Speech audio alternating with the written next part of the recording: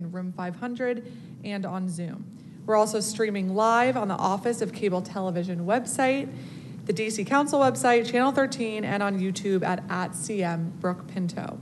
I am Councilmember Brooke Pinto, representing Ward 2 and Chairwoman of the Committee on the Judiciary and Public Safety. I want to thank my colleagues, Chairman Mendelson and Councilmember Bonds, who's the Chairwoman of the Committee on Executive Administration and Labor, for hosting this roundtable with us today. Today we'll be hearing from public and government witnesses on the progress of our violence reduction programs in the district. This topic could not be more important or pressing. And as I've said many times, we are in a crisis of violent crime in the district. Already this year, we've seen nearly 230 homicides, up nearly a third compared to last year at this time. And it is critical that we take immediate, drastic, and most importantly, effective action to address the crisis level rates of violence we're seeing in our communities. Gun violence is not a theoretical problem. It is kids growing up knowing the sound of gunfire, being scared to walk to school. It is parents who are scared letting their kids play outside. It is a community that continues to be traumatized and is calling for solutions. We can never lose sight of what violence and gun violence mean in the lives of our community members and our neighbors. It oftentimes feels so senseless and so preventable. We see plenty of news coverage over terrible incidents of mass shootings that are far too common and never acceptable.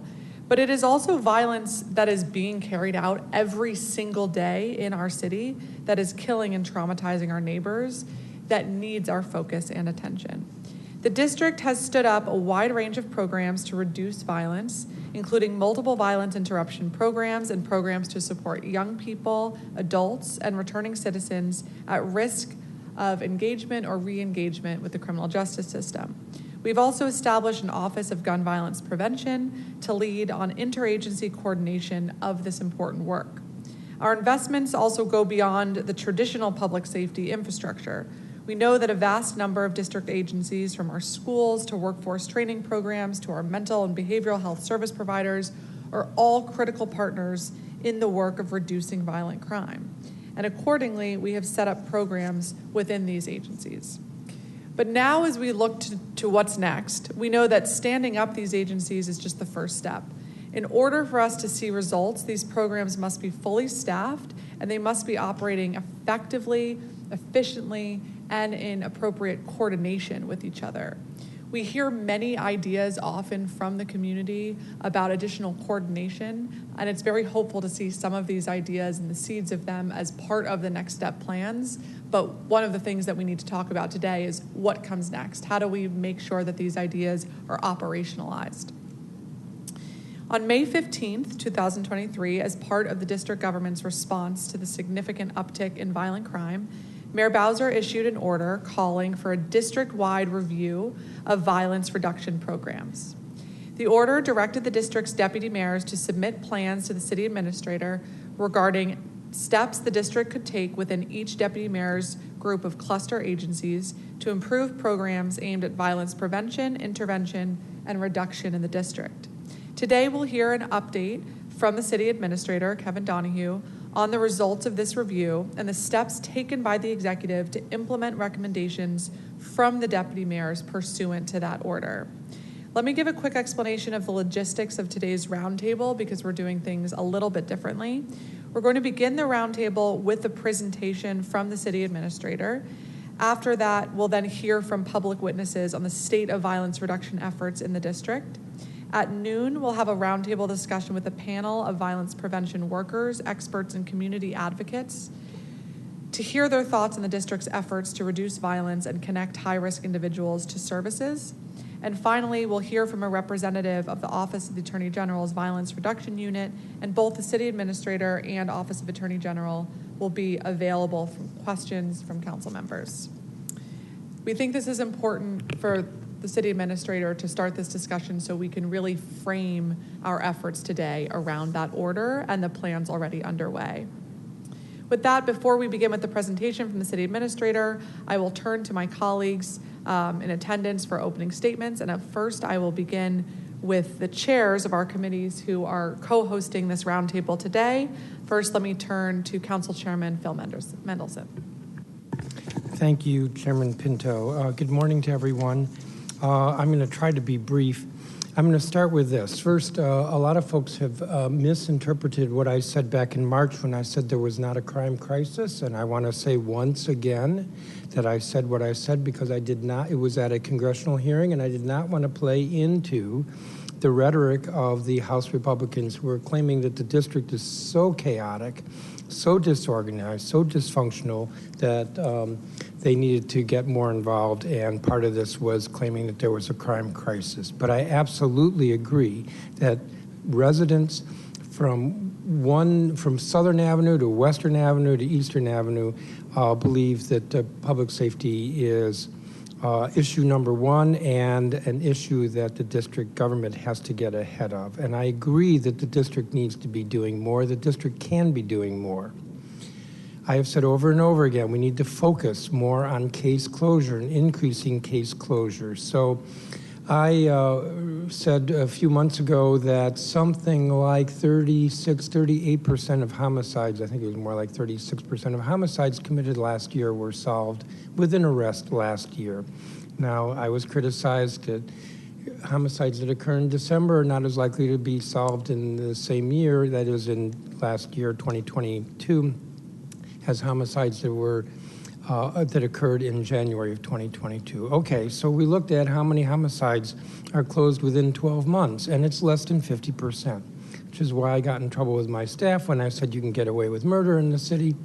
But it is true that over half of the homicides that are committed in the city are not closed with an arrest within 12 months of their occurring. And we know that one of the most effective strategies dealing with crime is swift and certain justice. If you don't close a case with an arrest, you don't have swift and certain justice. So focusing on case closure has got to be a higher priority. Focusing on more aggressive prosecution. Unfortunately, all of our felony prosecutions and many of our misdemeanor prosecutions are done by not the district government, but by the federal government through the U.S. Attorney. We need to focus on more aggressive prosecution. We need to look at alternatives to sworn officers. So our city is suffering just like every city across the country with a hiring struggle. That is, policing across the country is not as attractive as it was. And so therefore there are fewer applicants. And so therefore it is harder for us to hire. So we are down in our sworn officers. And let me be clear, the council fully funded the mayor's request, MPD's request for staffing last year, this year. And but it's hard to hire. So are there alternatives? When we are looking to put more police for a particular need, maybe we don't need sworn officers. I'm thinking, for example, we don't have enough police to provide as much public safety protection or assurance downtown as we need. So why don't we look to civilians such as the BID SAMs who are uniformed, give them some training. They would not have police powers. They would not be performing a police function. But just think about it. If there's an event at the arena and you had 20 of these, I'll use the example of the downtown BID, these BID SAMs, I think people would feel safer than if we have none and only a handful of police officers. So let's look at alternatives to sworn officers while we continue to press to try to hire. Greater transparency is another strategy. Now, why am I saying greater transparency? Well, why aren't cases being prosecuted? Could be that the U.S. Attorney is lazy, or it could be that the arrests are bad, or it could be that we think the evidence is good and it isn't. There needs to be greater transparency so that we understand why all the different stakeholders in the criminal justice system are or are not doing what they are doing and what more they could be doing. Greater transparency. How many armed robberies result in an armed robbery conviction? How many first-degree homicides result in an arrest? I already mentioned that. How many actually result in a conviction? And actually, how many first-degree homicides actually result in a conviction of first-degree homicide? There's very little that we can do proactively. It's convenient for folks to point fingers, to say, well, the answer is that the council needs to pass more legislation. Actually, our laws today are a bit tougher than they were 10 years ago, and 10 years ago, there were only 88 homicides in that year. So while we can be looking at the law, and we should be looking at the law, and there have been a number of proposals, Chairman Pinto, you've introduced some legislation. In my view, legislation is only a piece of the strategy. But my point here is there's little that we can be doing that's proactive. So much of law enforcement is reactive. But there are these things, more focus on reentry. We know that there's a very high recidivism rate. If we help those who are returning and help them, typically housing and jobs are their most critical needs, but there are others as simple as identification cards. Reentry, if we make reentry easier, we reduce recidivism.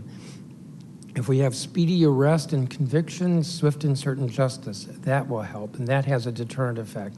If we look at truancy, that is kids who are not going to school, that, in my view, is a long-term proactive strategy because we know that kids don't get involved in the juvenile justice system if they're attending school regularly and getting straight A's. They just don't.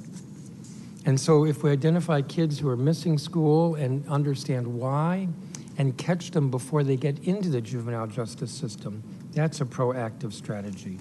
I will note the Committee of the Whole will be having a hearing on December 12th on the issue of student attendance and truancy because it's important educationally, but it's also important as a crime-fighting strategy. So those are my views on the matter. I'm glad we're having this hearing, and thank you.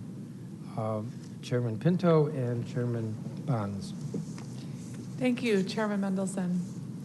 Chairwoman Bonds? Yes, thank you, and good morning, everyone. My special thanks to Chairwoman Pinto and to Chairman Mendelson for holding this joint roundtable and including the work of the Executive Administration and Labor Committee that I chair as a host. While the chairman has given many details of the various activities, I won't go through that litany because we all know them so very well. But so frequently, when we discuss crime prevention measures, little is shared on the importance of giving both the victims and the offenders hope and addressing tools that may assist one in illicit life to turn away from crime to become self-sufficient. During today's hearing, as planned, we will hear about programs designed to address these needs as outlined in the Mayor's Order 2361. As we hold this roundtable discussion, understanding that public safety is the #1 concern in our city right now, I believe we are all clear that the turnaround we desire, safe streets and neighborhoods, less fear that our properties will be taken by force, and no longer is it likely that a gun will be pointed in our direction. While we say that people across the city have reached their threshold, their breaking point when it comes to violence, because it impacts our daily activities such as going to work, school, getting lunch, or other regular activities. Everywhere I go, I hear people say that crime is the worst that they have seen, and it is driving our long-term residents out of the city. This is what I hear. I've been here through bad stretches of violent crime, but this does feel different. Criminal acts have gotten more brazen, and the perpetrators are getting younger and younger, and that is the crux of much of what is going on in the community. Although more than 90% of all the arrests related to violent crime involve adults, juveniles make up a disproportionate amount of people involved in carjackings and homicides. What does that say about our programs, and more importantly, what does it say about our society today? This year, more than 2/3 of arrests related to carjacking involve juveniles, and we are currently on pace to see more than double the number of carjackings in the city compared to last year. While I applaud the work of the carjacking unit and Chief Smith's efforts, frankly, we need additional tactics to end the armed acts of violence in our city. We must engage the entire government, not just police, in our work to prevent violent crime. We will not arrest our way out of this scourge in our city. We need to perform a deep dive into crime prevention efforts to stop violent crime before it happens. As chairperson overseeing Workforce Executive Accountability Services and senior citizens, I'm especially concerned with ensuring that our city is moving in the right direction towards increasing public safety in our city. I wanted to just add, when we talk about these matters, we want to make sure that these agencies, these institutions, as I'm beginning to feel, that we are looking forward to in government, helping to make our city safe, to bring down crime, that they will be memorialized in the testimony that Mr. Donahue and Ms. Appler give us today, because we're at an absolute breaking point. I don't want to go any further. I think we made the point, and I just will stop by saying that we're here today to make DC a safer place for all. And I want to thank the chairwoman and the chairman, and I'm looking forward to a really robust discussion today. Thank you. Thank you very much, Chairwoman Bonds. Next, I will turn to our at-large colleague, Christina Henderson, also a member of the Judiciary Committee. Good morning, and thank you so much for having today important conversation, Chairperson Pinto, Bonds, and Mendelson. I think that Councilmember Bonds talked a little bit about this in terms of how people are feeling, but I think overall there's anger and frustration mixed with sympathy as we grieve and mourn the lives of people who have been lost or who have been suffering from violence in our city over the past few months and years. Anytime I'm out in community now, whether it be at a community meeting or even a happy hour, public safety is the number one issue that folks raise. One question that keeps coming up is, are we missing opportunities to intervene before violence happens? And I'll give you an example.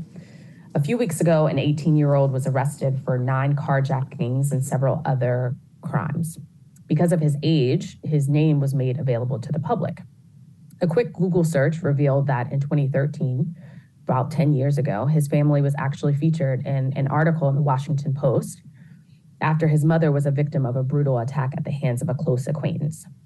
He was interviewed in that article at 8 years old.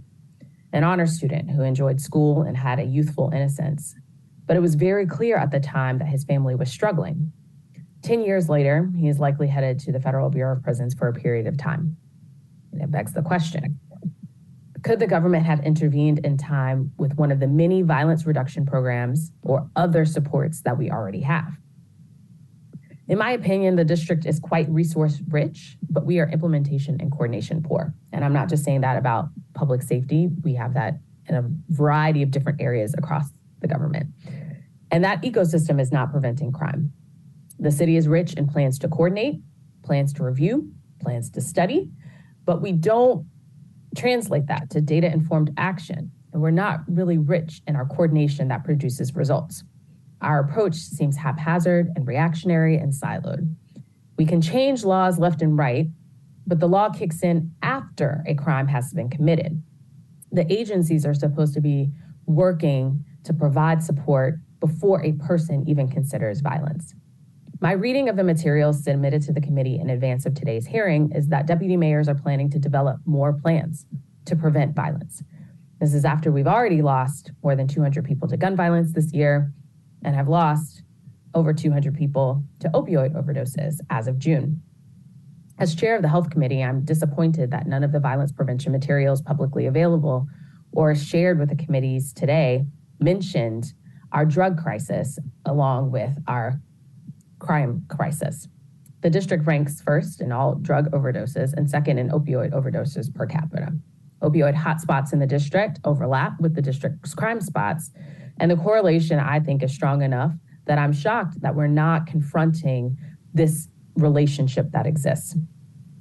In closing, I think that the district's policy implementation environment matters.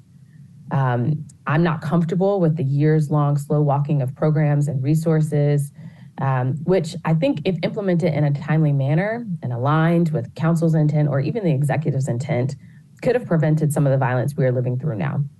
I do hope that everyone here today is walking away with a clear understanding of our plans going forward, but also what does action look like on the ground, on the streets, and in our community.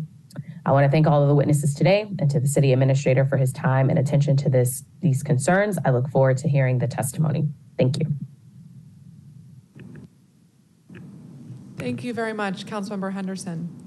Next, we will turn to our at-large colleague, Councilmember Robert White.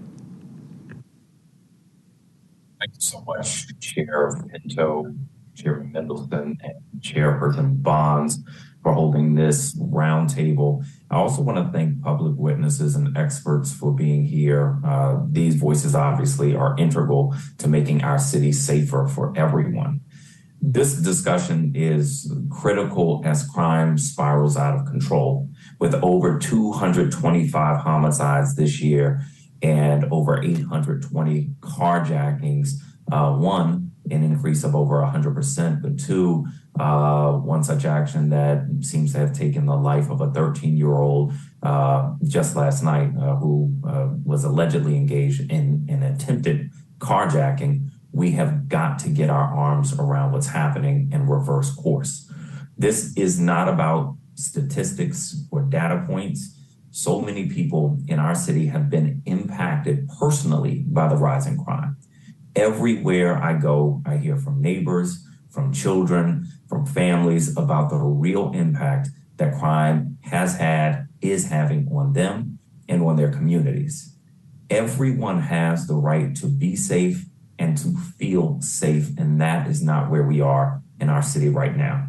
This is a shared responsibility. The council, the mayor, law enforcement, prosecuting agencies leading violence reduction programs, and community members to ensure that everyone in our city can live and visit without fear of violence. Government cannot do this alone. Police cannot do this alone. We have to do this together. That is why I introduced the Whole Government Response to Crime Act earlier this month to take critical steps to reduce crime in DC quickly and specifically to improve government coordination of all of our violence reduction and youth programs. One part of my bill requires our violence intervention programs to report data. We have Cure the Streets, Pathways, the Leadership Academy, One's Office, Credible Messengers, Building Blocks, Hospital-Based Violence Intervention, Roving Leaders, and I think I may be leaving some out. That's a lot of important programs operating at the same time, but not operating necessarily in coordination. I have two concerns. First, too many residents don't know the importance of violence intervention, which puts these programs at risk of being cut. If people don't know how violence prevention programs benefit them, they are going to pressure the government to reduce funding or eliminate those programs, and we cannot afford for that to happen. My second concern about the lack of data we collect is that programs improve most if we evaluate our work with an eye toward improving as we go. What's working well? What do we need to improve? How do we improve it? That practice makes us more effective. Our violence reduction and prevention efforts are important. They need to be coordinated and transparent in order to be successful. I look forward to the city administrator's update on the results of the district-wide review of violence reduction programs, his recommendations on steps the district can take to improve this work, and what the executive has done so far. And I'm very eager to hear from our public witnesses. What is really important here is that we understand where we are and that we are all clear about where we need to go in order to coordinate our programs and reduce violence in our city. Thank you again, Chairperson Pinto. Thank you, Councilmember White. Next, we will turn to our Ward 3 colleague, Councilmember Matt Fruman. Thank you, Chairperson Pinto and Chairs Mendelson and Bonds for having this hearing. You can hear I would have liked to have been there with you, but I have a cold, so I'm protecting everyone on this one. I'll echo comments of my colleagues. It is obvious that this is the critical issue in front of us. A day does not go by where I'm not hearing from residents about their concern about crime. Episodes of stabbings, we had 2 in the last couple of days, shootings. This is a serious problem where our residents, and echoing what folks have said already, feel less safe today than they have at any time in their memory, and we have got to fix it for them. It's also a giant problem because we're hearing from our business community about how at risk they feel in this crime environment and what that can mean for the future of the city. And as Chairman Mendelson talked about, the Republicans in Congress would like nothing more than to use us as a punching bag and use this issue against us. So there's fundamentally the safety issue, but it is also about the future of the District of Columbia. And there are lots of things out there. I want to echo Christina Henderson's comments about coordination and the importance. I think Councilmember White also raised these things. We need to bring our house together, and we need to bring our house together not pointing fingers at each other. Part of what I like about this hearing is we're going to hear from the executive about all the different things that they're doing, and the council is going to be providing feedback.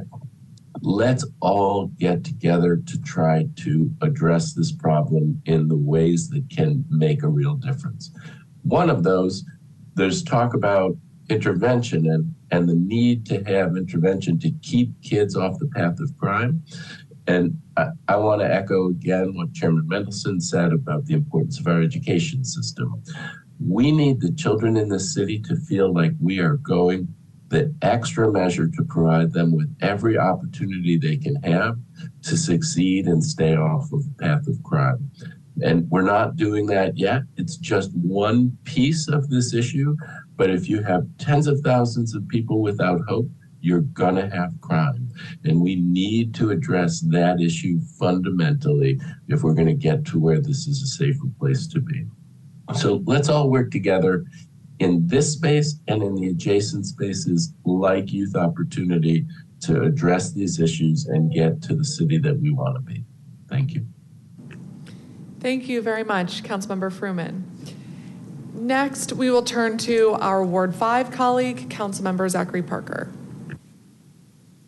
Thank you, Councilmember Pinto. I will be brief. This is a critically important hearing and issue for the district as crime continues to rage out of control across our city. And I am really interested in hearing about the coordination that several of my colleagues has pointed to, but also that is desperately needed in our city. It is not enough for us to just simply point to MPD to address the violence happening in our city. We should be thinking about how do we create a system, including MPD, that is anchored around coordination to address what is happening. So a few areas I would highlight that I'm really interested in and I hope to hear more about is the functions of OUC, our 911 call center. The issues there have been highlighted repeatedly.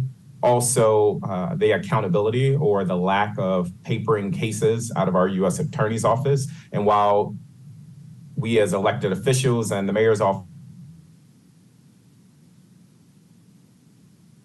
coordination and a clear-eyed view around how that poses a challenge for us keeping the district safe. Also, coordination with our schools. We know truancy continues to be an issue. We know juvenile crime continues to be an issue. How are we coordinating with schools to both track which students are in their classrooms and which ones are not? And how are we coordinating with parents to put it into that? We know there's a lot of work to do on that front as well. And so I will just end there. I'm really interested in this conversation. I want to thank the city administrator for joining us, but it's about coordination, and that is the work that I'm desperately leaning into here in Ward 5, and I trust we have a lot of work to do across the city on that front. So thank you. Thank you very much, Councilmember Parker. And I want to thank all of our colleagues, the majority of whom are here today. And it's notable that a number of folks are talking about today and have continued to talk about how we can't only rely on our policing tools or our prosecution tools. And that's really what my hope is for today and this ongoing effort as we think about the programs that have already been stood up, how we can all be on the same page about what those are and ensure that they're working in proper concert and coordination together. So as a reminder, we're next going to turn to City Administrator Kevin Donahue for his presentation of our violence interruption prevention programs. And then we're going to turn to our public witnesses. We'll come back to our government witnesses for questions at the end of the day. So with that, we will hear from City Administrator Kevin Donahue, who will give the committees an update on the status of the administration's review of our violence reduction programs. I also want to note we've been joined by our Deputy Mayor for Public Safety and Justice, Lindsay Appiah. And as you know, it is the tradition of this committee to swear in all government witnesses who appear before it. So if I can ask you both to raise your right hand. Do you swear or affirm under penalty of law that the testimony you are about to provide before the Council of the District of Columbia and this committee is the truth, the whole truth, and nothing but the truth? Yeah. Thank you both. All right, I will turn to our City Administrator, Kevin Donahue. Good morning, Chairpersons Pinto, and all the council members, staff who have joined us today, both in person and virtually. I'm Kevin Donahue, who I have the privilege of serving as the City Administrator for the District of Columbia, and I'm joined here by Deputy Mayor Lindsay Appiah. And we are both here today to discuss the district's violence prevention programs administered by the executive. We are at a critical inflection point. As of this morning, the district has lost 227 people to violence, the vast majority of which is gun violence. We have a criminal justice ecosystem that is divided between local and federal control. We have many individuals who are at risk of being involved in gun violence and who remain traumatized by both community violence and the frayed social bonds that were hit hard during the pandemic. We have a court system that is still trying to recover from the backlog of criminal trials that were long delayed by the pandemic. The mayor has put forward several pieces of legislation to address some of these gaps in our laws and seek greater accountability for those who terrorize our neighborhoods with reckless gun violence. I'll begin with a brief overview of Mayor Bowser's request for her deputy mayors to conduct a citywide review of some of the violence reduction programs. I'll then highlight our ongoing work to address the nationwide gun violence epidemic that is deeply impacting our communities. On May 15, 2023, as was noted by Councilmember Pinto, Mayor Bowser issued a mayor's order directing her deputy mayors to submit plans to strengthen and expand on the community violence prevention infrastructure that we partnered with community organizations to build in the district over the past decade. Specifically, the mayor asked her deputy mayors for plans to consolidate among existing programs, fill specific gaps, and address emerging issues. Through that process, we have identified some short-term actions we can take, as well as longer-term projects that require another budget cycle to develop and to determine whether there's available funding for implementation. I will go over the next steps from our review in greater detail in a moment. To start, let me take a moment to summarize the major expansions and innovations in our community violence reduction programs that we're evaluating, aligning, and improving at the system-wide level. If you think back over the past 6 years, we've added a number of substantial programs to prevent and respond to gun violence. The ONE's office was established in FY 2018, only 5 years ago, to consolidate work being done at the time by a smaller office focused on community stabilization. The ONE's office has grown in staff from originally a staff of 16 and a budget of $2 million to 93 employees and $30 million. In 2021, Mayor Bowser declared gun violence a public health crisis and launched the Office of Gun Violence Prevention. In large part, that office helped align and design a proposed $59 million of investments in the FY22 budget to advance the building blocks DC citywide public health approach to gun violence. During our review, we found there was no easy way to define which city's vast range of activities fall strictly under the umbrella of gun violence prevention and intervention, or what constitute a separate program in order to have a definitive list. But we counted more than 100 different programs, activities, and initiatives across 20 agencies that in some direct or indirect form or fashion had a policy intent to be able to impact gun violence, not including the independent activities by federal partners or community-based organizations. Overall, these programs do good work. Every day, district government employees and community partners are connecting victims of gun violence and with supportive services, engaging at-risk young people with positive activities, helping returning citizens reintegrate in society, providing safe housing and transportation options, analyzing emerging hotspots to de-escalate, and utilizing restorative justice practices. We know there is a value in the public health approach because the root causes of gun violence extend deep into our past and into the community and into the continuing inequalities in our city. We are committed to the long-term work and investments to help stop the cycle of violence. But we also know there's more we must do. We must continue to improve coordination, scale up what's working, and scale down what's not. We need to commit ourselves to ongoing evaluations to help us improve and prioritize resource allocation among programs, and we need to be honest when a program is not working and reroute resources into programs that are seeing success. And as much as we are doing to make continuous improvements in our community prevention programs, we know that these programs alone cannot solve our increase in gun violence in the immediate term. We also need to make sure we have a strong accountability ecosystem, which has degraded in some ways over the past few years.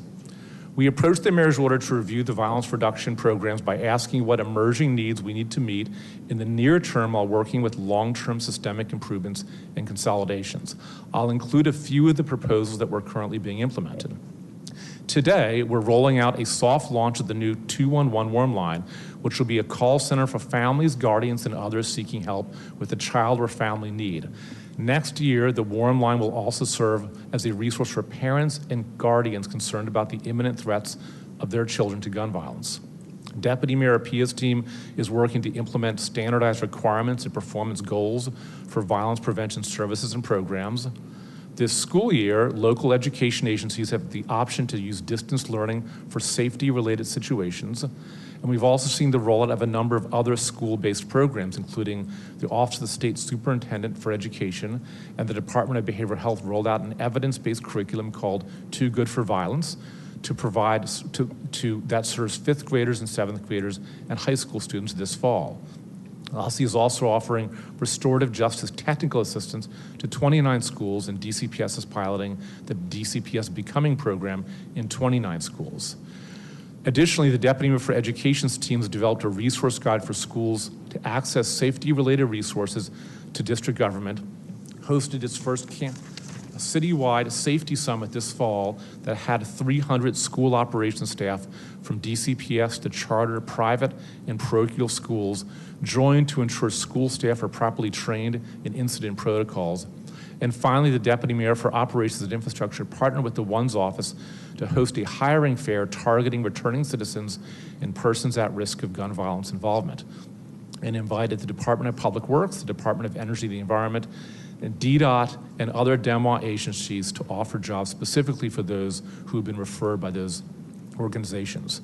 And in the coming months, we'll review several proposals that will need more development and analysis and possibly funding during the upcoming budget formulation process that look at the consolidation of violence prevention programs so there's fewer chains of command that separate them, options for securing a home as well as secure respite locations for young people, greater transparency and interagency coordination around high-risk youth, alternative models for school suspensions, expanding alternative schools, and offering safety-related transfers and short-term out-of-placement options.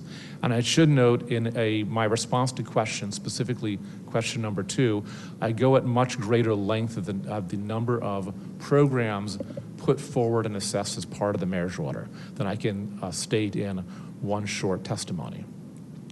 In terms of improving coordination among agencies and programs, I know a topic that will be one of our Q&A later today. The Office of Gun Violence Prevention does work to identify specific areas for increased collaboration on an ongoing basis. Under the leadership of Linda Harley-Harper, the office made great strides to be one of the first of its kind in the country, and Linda was a tremendous force in her constant advocacy for our most at-risk residents, and she is greatly missed. We honor her memory by doing the work. The OGVP team is leading interagency initiatives to develop the district's Medicaid state plan amendment for community violence intervention and hospital-based violence intervention programs, strengthen victim services and supports, reform violence prevention-related data sharing policies, and improve the district's protocols for coordinated responses to critical incidents. Meanwhile, we have a framework for daily, weekly, bi-weekly, and other touch points to ensure coordination among violence intervention programs, safe passage, shooting responses, and individual cases. Deputy Mayor Apia's office, OGVP, the ONE's office, and other partner agencies share information through these regular calls and meetings to assure key details about each incident are properly tracked and analyzed. Across the larger public safety and community violence ecosystem of prevention, we recognize no single office can replace the kind of sustained program-level intervention that is needed. We're working to create conditions that foster the ongoing coordination needed to operate effectively at every level and at every program. And what I'll say, and I'm sure we'll go into in more greater detail in the Q&A, coordination does not come in a vacuum. It's the product and part of a system. It is not the product of intent or will. Coordination is facilitated when there are fewer programs versus many, fewer things to coordinate across, when there are simplified chains of command. So when the chains of command of programs never meet or meet several layers above, that is systemic impediment to coordination. And when there are laws, rules, or quite frankly, past practices that prevent sharing information that needs to be shared that helps coordination. So number of programs, the chains of command that they have, and the laws that facilitate information sharing really are what properly engender outstanding coordination. And it's very important as we go through the day to not simplify this to a matter of will, intent, but the product of the system that we operate within, which we are committed to working with the council and the programs to improve upon. Returning to a point, and this is my final point that I raised at the beginning of at the testimony, a critical step to making our community violence prevention program succeed is to rebuild our accountability ecosystem, which has eroded somewhat. It's been widely reported that districts' increase in homicide is diverging from the trend in other cities across the country. And we must be clear-eyed and honest about the violence, the easy availability of illegal guns, the need to focus on immediate actions to help stop the bleeding, and the critical importance of holding violent offenders accountable for their actions. Our residents demand no less. Last May, Mayor Bowser introduced the Safer Stronger Amendment Act, which will help fight crimes against some of the city's most vulnerable, increase systemic accountability and transparency, and uplift the voices of and lived experiences of victims. It will give judges the urgently needed ability to determine if pretrial detention is a safer alternative for youth than being released into the community. Last week, Mayor Bowser announced the Act Now bill to address recent crime trends and give our law enforcement agencies more tools to hold perpetrators of crime and violence accountable and keep neighborhoods safe. And I urge the council to move quickly on both bills. We need to have a functioning and a well-honed system of accountability to accelerate and magnify the work of our violence intervention programs in stopping preventable violence before it happens. Chairpersons Bonds, Pinto, Chairman Mendelson, all the other council members who've joined, thank you for the opportunity to discuss the district's violence prevention efforts. The Deputy Mayor and I will be available later today when we do Q&A, and we look forward to hearing the testimony and Q&A of witnesses as well in between those two times. Thank you. Wonderful. Well, thank you so much, City Administrator and Deputy Mayor, for being here today and for all of the efforts around these important programs. I really appreciate your comment about intention. And I think that's important as we go through today and as we go through every day. And I'd like us to use that basis of assumption as we continue with this roundtable, that we are all on the same team. We all want to see violence reduced in our community, from government to our neighbors to community members and other leaders. And so we can do that together with that assumption. I look forward to talking with you later with some questions, as well as I'm curious to ask you about some of the metrics that you all are going to be looking at to evaluate the effectiveness of especially these new programs that you talked about. So we are going to turn now to our public witnesses. As usual, public witnesses will have 3 minutes to present their testimony, and those who represent organizations will have 5 minutes. I will invite our first panel of public witnesses to come up. For in-person witnesses, I'll ask that the first name I call to sit in the chair farthest to your left and my right. 1, 2, 3, 4. First, we'll have Carlos Adino from the Washington Lawyers Committee for Civil Rights and Urban Affairs. Michaela Deming, DC Coalition Against Domestic Violence. Ruth Wilcox, public witness. Roger Marmette, Peace for DC.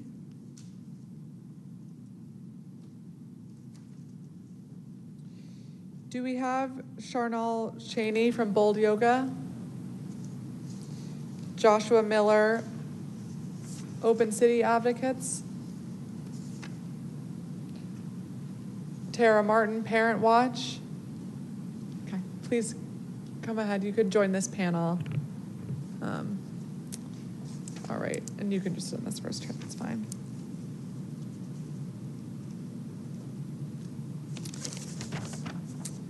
All right, well, we will,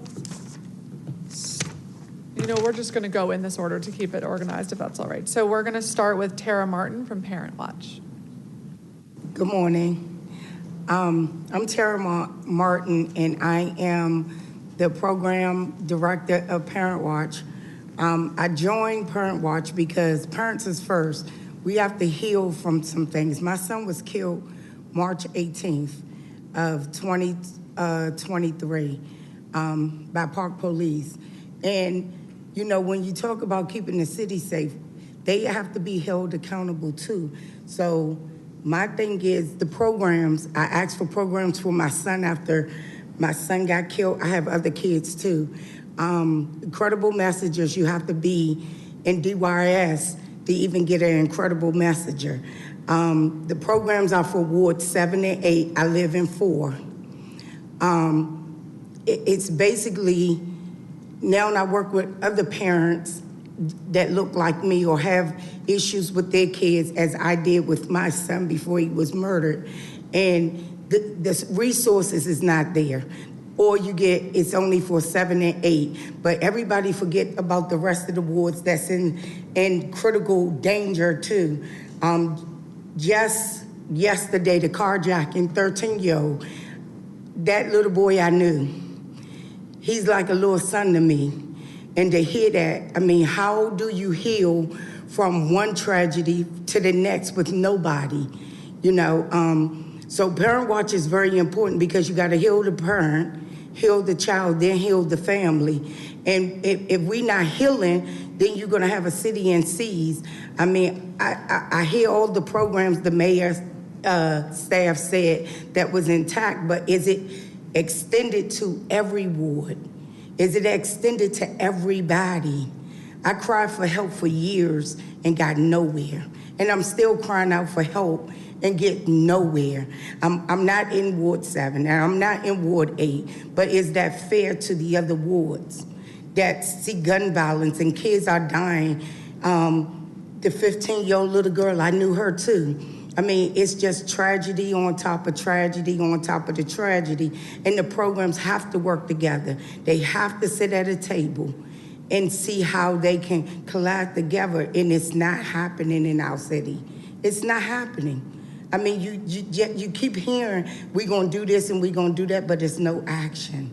There's no action. And I'm a parent, and I'm telling you, it's no action.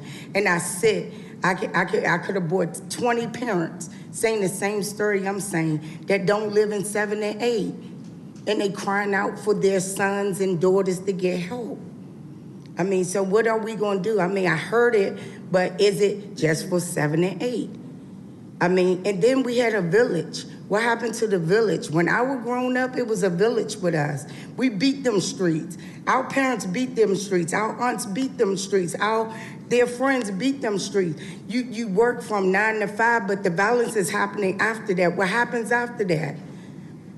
I mean, it got to come to a better solution. You know, I'm a parent and I'm crying out and I'm sitting here saying to the panel, something else got to be done. They got to look beyond what they doing right now. I hear the programs, but are they working? Are they really working? I mean, let's be honest. And you got to extend it to the more wards. You can't just keep it in 7 and 8, and you can't just limit parents, you know, because that phone call is not a good phone call. And I feel it's not a good phone call, and I wish that on no one. No one should be where I'm at today. And in this, my son getting killed only make me have to fight a little harder. And community violence is no different than police violence. So I don't look at my son getting killed by the police any different than these kids getting killed on the street. These kids are angry. We got to get to the bottom of it. We got to love them. If we don't love these kids and show them that they got just more than me, you know, it's a lot of single mothers in the household. And, you know, what happened to the Boys and Girls Clubs? What happened to taking them out of the city and letting them vent how they feel? Y'all used to have the Goodwill Camp. You used to have those things work. The Goodwill Camp, the Boys and Girls Club, the mentors, the older men mentoring the kids any hour of the night. Most of these programs you get paid. Are you doing it for a check, or are you doing it for the love of the children in the community? Anytime a parent calls me, I'm out my bed going to them. You know, it got to be something better. Thank you so much, Ms. Martin, for sharing those ideas, and I'm so sorry about the loss of your son. Thank you for being here today. Mm-hmm. Next, we will turn to Michaela Deming from the DC Coalition Against Domestic Violence. Good morning. My name is Michaela Deming, and I'm the Policy Director of the DC Coalition Against Domestic Violence. We are the federally recognized state coalition of domestic violence service providers here in the district, and that includes housing providers, counseling and case management services, legal services, and culturally specific organizations. Intimate partner violence continues to be a significant safety and public health concern for DC residents of all ages. Here in the district, the rate of domestic violence is higher than it is in the rest of the nation. Our most recent data shows that 39% of women and over 25% of men living in DC have experienced sexual violence, physical violence, stalking, or a combination perpetrated by an intimate partner. And I will note that those statistics were taken before the pandemic, and our service providers continue to tell us that year over year they are serving record-breaking numbers of survivors. I'm grateful for the opportunity to speak today on the importance of addressing domestic violence as part of safety in DC and how these discussions and policy decisions are impacting domestic violence survivors. On May 10th of this year, the mayor held the Public Safety Summit. During the event, then Chief Conti specifically linked cases of assault with dangerous weapons as well as cases of child sexual abuse with domestic violence. In fact, he said that a large majority of those cases are domestic violence. Later in the program, as they're discussing cases, they're discussing one case in particular where the Violent Crime Impact Team handled a domestic violence threats call and they recovered prohibited firearms.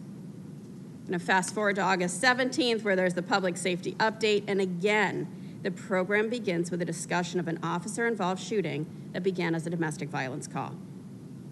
These examples highlighted by the mayor are not an anomaly.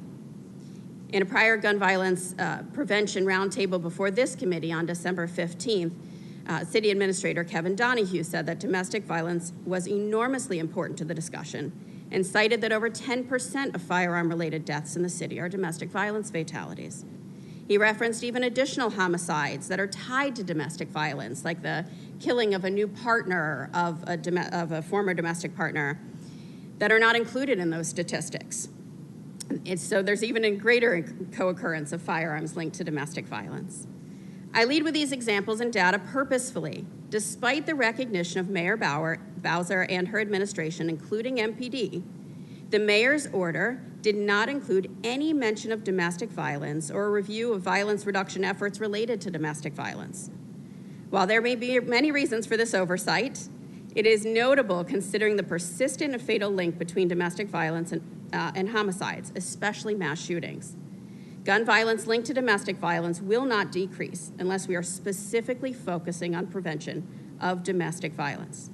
I have pages and pages of more statistics, but I'd really like to focus in my remaining time here on a couple of promising practices for greater collaboration. So I have two thoughts for the panel today. First, DC does not spend local funds on domestic violence prevention, period. The largest funder of domestic violence programming, Office of Victim Services and Justice Grants through the Victim Services line, makes clear that their mandate is to serve victims and those who have been victimized, not to prevent violence. There is a very small amount of money that we get from the CDC, which is administered by DC Health, which then comes to my organization. With that funding, we've been able to implement the Expect Respect curriculum in local schools. And that program is focused on at-risk youth. We provide technical assistance. We have helped train the trainers and train school personnel around teen dating violence and prevention there. I will note that we also have updated statistics that the rate of violence against high school girls rose significantly during the pandemic, but that is regularly overlooked in discussions of school safety.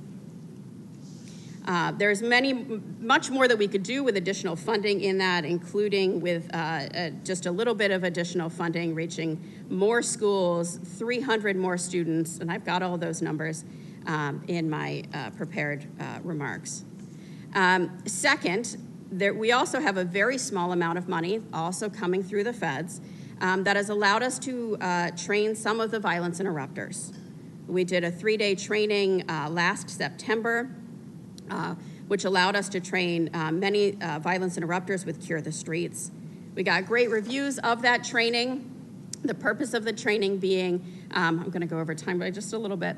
The purpose of the training being to really inform how violence interrupters can identify domestic violence and intimate partner violence happening in their cases and in the situations that they're seeing, and to identify that and then link folks with resources, not necessarily to become domestic violence experts themselves. Despite doing well in that training, we are still trying to work to become more fully integrated into the violence interrupter training programs. We still have a little bit of additional funding to even hold additional trainings, and those have not been scheduled yet. So I appreciate the opportunity to talk and a little bit of extra time here. I have much more in my written statement, which will be submitted, and I welcome any questions. Thank you. Great, thank you so much, Ms. Deming. Next, we will hear from Ruth Wilcox, public witness. Good morning, chairpersons. When talking about the crime and violence in the DC area, we must take into consideration some of the contributory factors such as economic disparity amongst DC wards, housing discrimination, wage and income discrimination, underserved communities and schools, liquor stores and mom and pop stores on nearly every corner in Ward 7 and 8, open-air drug markets, which feed our substance abuse crisis, mental health issues, poverty, despair, hopelessness are all barriers and obstacles which surely breed crime and violence. So in addition to our violence reduction and interruption programs, we need stable homes because many of our children are receiving financial support but not being raised by parents due to parents working multiple jobs. Many homes in Ward 7 and 8 are single-parent homes. Parents are struggling to make ends meet. Equal employment and wage opportunities for African-American residents. Economic disparity must be addressed in conjunction with discussions of crime and violence in the city. We need our residents to be given priority to DC government jobs and promotional opportunities so that parents do not have to work multiple jobs, leaving our children unattended, and so that our tax dollars are filtered back into our communities and not our surrounding jurisdictions. I am a native Washingtonian and a mother of 3 sons, one of whom has been shot twice in the District of Columbia. Through the grace of God, he is still here. 2 additional sons whom the school system would have failed had it not been for my advocacy. One going on to graduate from both Eastern Senior High School and Alabama State University with honors, and is now employed as a public servant in DC government, giving back to youth like him. A third is an honor student at Friendship Collegiate Academy. I am also that parent who is struggling to make ends meet and is desperately trying to maintain one job so that my son is not left home to raise himself. I am that district government employee who has for the past 2 years been passed up for competitive promotions for a less qualified, non-resident applicant and passed up twice for a merit-based promotion despite having highly effective and role model evaluations for the past 4 years. I am also that resident who has sought the help of this council on numerous occasions about unethical government behavior that affects the residents of this city, only to be ignored, and my pleas continuously fall on deaf ears. We need elected officials who don't just engage our residents at election time and then disregard them once in office. We need a transparent government that does not back the wrongdoing at the cost of its residents, but instead holds its own accountable. We need one city and one ward. We need economic stability and equality for all the residents of the District of Columbia. Thank you. Thank you so much, Ms. Wilcox. Thank you for your testimony, and I'm glad to hear your son is okay. Next, we will hear from Roger Marmette from Peace for DC. Good morning. 5 years ago this week, my 22-year-old son, Tom, was shot and killed in rush hour traffic by a bullet fired by another 22-year-old across 4 lanes of traffic at someone else. For my family, these last 5 years have been a horrifying journey of pain, trauma, and sadness. But the experience for me has also been a catalyst for action. Today, rather than looking backwards at the last 5 years when homicides were 70% lower than they are today, I would like to implore the council and the executive to look forward. Today, we, all of us, community, government, need to set a goal for one thing. Where do we want to be 5 years from now? Because if we can set a goal for October 30th, 2028, we can figure out how to get there. I'd start with at least 50% reduction, but we can probably go higher. But one thing we have to do is change the way we're getting there.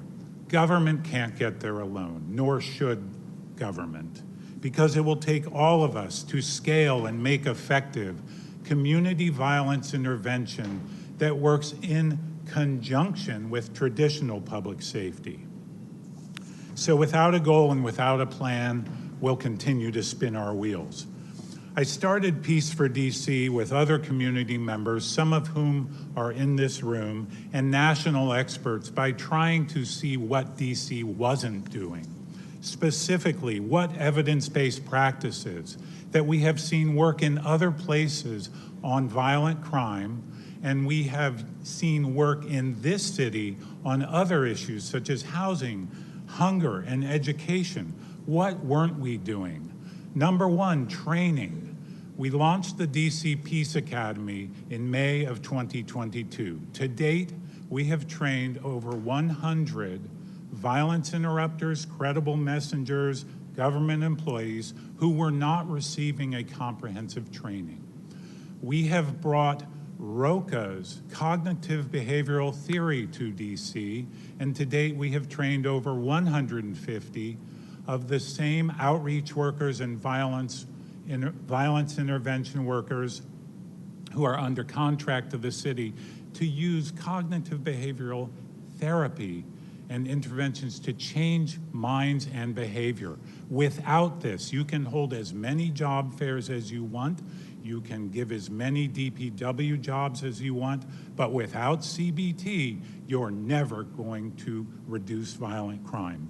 And finally, we're getting ready to launch, with the help of one private foundation and the Department of Justice, a multi-million-dollar life transformation project in Ward 8, working with individuals and crews in opposition.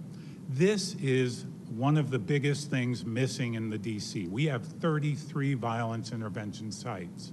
That's great.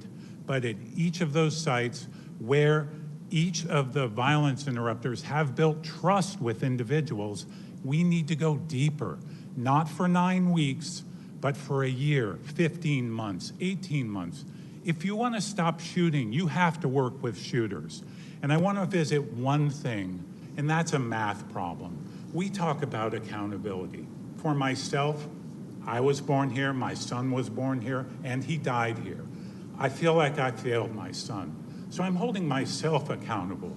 What can I do to build a civic coalition, to get private investment, to help with the effort that each of you is striving for? And the executive has lots of good programs, but we're failing. Philanthropy can help with that. And the math problem that we all have to realize when we want accountability is, without evidence and witnesses, you're not going to increase closures, you're not going to increase prosecution. So at the end of the day, 100 people commit a shooting that ends in an injury or homicide. We arrest maybe 30% of injury, shootings, and homicides. That was 2022. Of those, we prosecute about 15%. So that's 85 individuals, sometimes who the moms in the neighborhood know and the VIs know are driving violent crime, who police can't reach and prosecution can't reach. And that's where CVI, when done well, can reduce crime, like it has helped to do in LA, New York, Newark, New Jersey.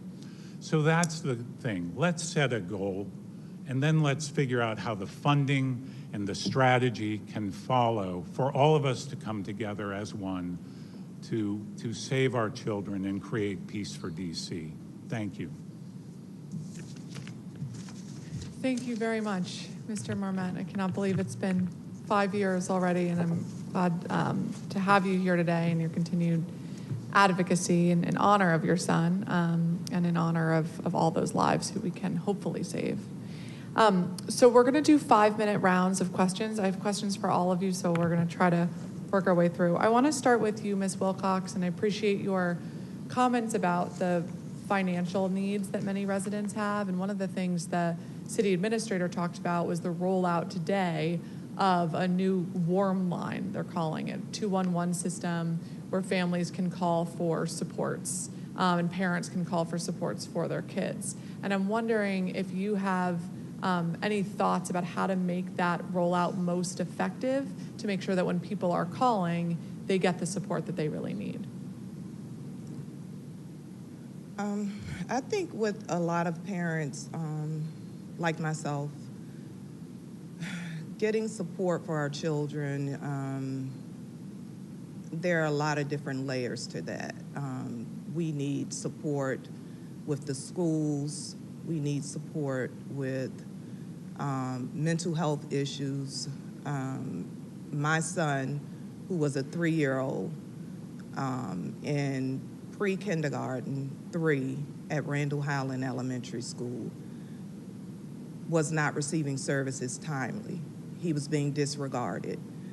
It was later discovered that he was being abused by the teacher, who was subsequently released from her duties.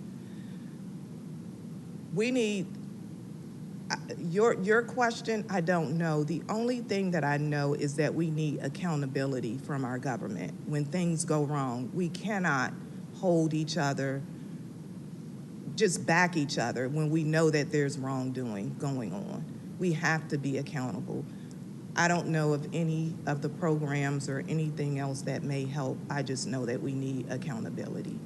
Thank you. Thank you very much. Ms. Deming, in thinking about the train the trainer programs and how we can prevent intimate partner violence, domestic violence, especially in schools, what are the ways that you think we can best scale up those trainings that are already underway? I appreciate the question. One of the quickest ways to do that is that we have all the building blocks in place. We have a new curriculum developed for K to 5. We've got capacity issues, frankly. And so we would need additional funding to scale up what is already there. And I know there have been comments about what happens now, what happens in the future. We have the pieces in place. So with additional funding to build capacity, we'd be able to roll that out into additional schools immediately. And would you like to see that take place in every school? What grade do you think that should start in? So ideally, this type of education begins in kindergarten, right? This is all age appropriate. It talks about respect in relationships and how to handle difficult situations and stress, as well as the domestic violence pieces. And again, that's age appropriate for K to 5, middle, and then high school. So ideally, it's in all of the schools. But right now, it's only operating in a few schools. So as we get additional funding, we're able to then scale that up. And we understand schools are doing a lot. And so we have made alternative models that can help teachers build in these discussions to their regular classroom materials without needing to continue to stop any other type of education that's happening so that we can bring folks in. Okay, thank you very much. Ms. Martin, you mentioned that when you saw that your son was in need, you reached out for services but weren't able to get them. Can you elaborate a little bit more on what that looked like and what you believed he needed that the government could have assisted with? So he was going to Monument Academy. They cut and paste his IEP for 3 years. With Jonathan Anderson, IEP advocate attorney, taught me how to read the IEP. By me, parents don't know how to read those. They are really, really hard to read and understand and know the services your kids are allowed. So once I learned how to read it, I went to the school, and once I brought it to their attention that it was cut and paste, then they started mistreating my children that was going there. My daughter was inappropriately attached. I had to pull my kids out of school. They didn't do anything. They couldn't prosecute him because of the fact that the other 2 children that was involved was CFSA kids. And CFSA did not allow their children to go forward of the sexual abuse that was happening inside the school. So I started protesting outside with the evidence that I had that they were cutting and pasting all of our children's IEPs for 3 years. So with that all being said, it looks like when you have a child that's mental health, and when you have a child that's in need and having, outbursts and all of those things, when you ask the government for help, that word help for parents is hard to ask for because the first thing they do is point the finger at us. And it doesn't matter how many people you call, it don't look well for parents, so we just don't ask no more. And that's what it looked like. We want you to be transparent with us and understand what a parent go through. It's hard with a mental health child. It's hard when they have an outburst. It's hard when they leave your house and you have to go walk up and down the street looking for them. It's hard, but we need y'all assistance to help us. And that call center they can't be biased when someone a parent right. call. They have to be open-minded, that we are, it's hard, it's struggling. And now in this day of time with the violence, I worry about my kids going to school, so I drop them off. And they get tardies because I can't drop them off all at one time because they go to different schools for different needs. So thank you. That piece. I think that makes a lot of sense in making sure there's an open line of communication to figure out solutions as opposed to blames. Thank you for sharing that. Thank you all, and Mr. Marmet, I certainly look forward to working with you all in Peace for DC in the future about scaling some of this cognitive behavioral therapy that I think you all have been implementing quite well, and again, it comes to a question of scale and how we can empower that work to continue. So thank you very much. So I'm going to turn to my colleagues. Just as a reminder, our order is Chairman Mendelson, then Councilmember Bonds, Henderson, Robert White, Fruman, then Parker. Chairman Mendelson? Thank you, and thank you to each of the witnesses. This is a long hearing, so I'm not going to ask much. In fact, I really just have one question, but I did want to say this. Mr. Marmette, listening to your testimony reminded me, a few years ago, there was a homicide in front of where I live. There's a recreation field across the street, and there were teams playing football. And nothing wrong with that, except the players on two different teams kind of got into an argument during the game, and they argued some more during the game, and in fact, they argued through the whole game. And when the game was over and the lights went out, one of them went to his backpack, got a gun, and shot the other person 11 times. Missed a few times, hit some houses in the neighborhood. And there were no witnesses. You can't play football on a team without knowing the other people, but there were no witnesses, and it speaks to what you were saying about how we need to work harder at getting folks to come forward and working with police when a crime occurs. I had one question, and it was for you, Ms. Deming. You spoke quickly enough that I missed what you were saying. I think you said the city does not spend any local dollars on DV prevention. Is that what you said? That's correct. Okay. Because we do spend money, and you said this with regard to victim services, but your point was prevention. Right. So there is funding for victim services. We appreciate that every year. We are not permitted to use those funds on prevention efforts, especially the funds that come through the victim services line item of the OVSJG budget. Yeah. Thank you. I have no other questions. Thank you, each of you, for your testimony. Thank you, Chairman Mendelson. Chairperson Bonds? Thank you very much. Many thanks to each of you for presenting before us today. Much of what you have shared, we've heard before. Much of what you've shared, it remains to be painful for our community. So thank you for reminding us, because I think we cannot say too frequently that we as a community are in pain and that we are suffering. The question is, how do we use the resources that we have to really change the trajectory that we seem to continue to be facing? And so I just wanted to ask Ms. Martin, you mentioned something that struck me as a little interesting. You said because you do not live in Ward 7 or 8, you cannot receive help.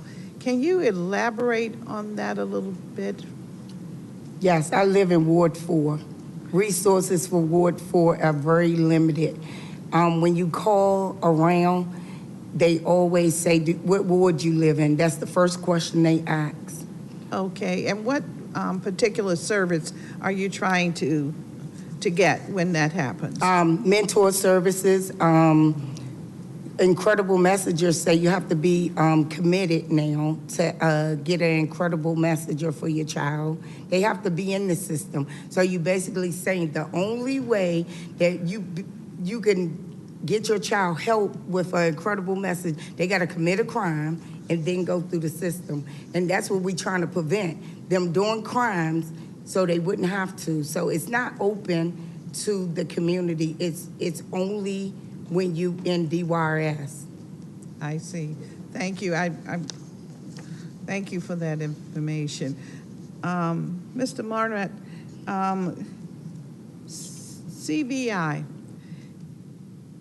how can the council be trained? On what it is or how to improve it?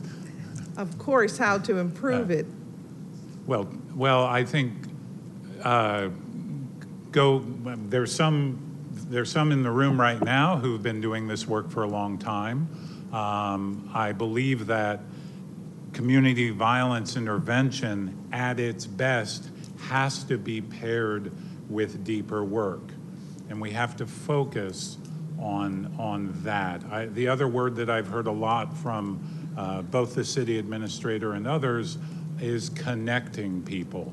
I'd love to ban the word connect, because what you need to do to give people an exit ramp from being trapped in a cycle of violence is to walk with them through that journey to another choice, to another life that is free of trauma, and then it can become free of violence. So that's what CVI is. It needs to be holistic wraparound care delivered in community by community. Thank you very much. You're speaking of communication. Ms. Martin is saying that there's a disconnect when she is trying to communicate her need. I think we heard very clearly from Ms. Wilcox that there is an absolute disconnect when a family is trying to make the best decisions for their livelihood, and they have stop gates along the way where they cannot achieve it. And of course, Ms. Deming, you made it very clear where the resources are for your program and how we are focused on the outcome as it relates to the victim, but we're not focused on how to prevent it. And all of this is about, trying to get our communications, our messaging straight so that we know what kind of community we really are and what are our plans for moving forward. I appreciate hearing from all of you, and thank you very, very much. I'm going to run out of time, and there's a long lineup. So thank you. Thank you, Chairwoman. Thank you very much, Chairwoman Bonds. Next, we will turn to Councilmember Matt Fruman for a 5-minute round. Thank you very much, Chairwoman Pinto. Thank you to all of the witnesses. Really appreciate the testimony. I also am going to be brief and ask a question that maybe many others are already familiar with. But Mr. Marmot, when you talk about cognitive behavioral therapy and you talk about the deeper work, can you just speak for a short while about what's involved there? I mean, I hear you that it's in partnership with folks in the community, but can you illustrate it for me so that it can help me think about what resources we need to be focused on adding in order to make that work successful and brought to scale? Sure. Traditional CBT is really the gold standard for many behavior change needs, substance use care, among them smoking, insomnia, right? But CBT is out of reach for most people because traditional cognitive behavioral therapy is delivered by a licensed practitioner. We have a lack of access to licensed practitioners. So the version of CBT that we are using, developed by ROCA in Massachusetts and also Baltimore, is 7 flashcards. Call it CBT for the field. And what we're trying to do is get individuals to stop, think, and feel, ultimately, and get their life or thought process out of the limbic system, crisis, fight or flight, hypervigilance, and into the prefrontal cortex.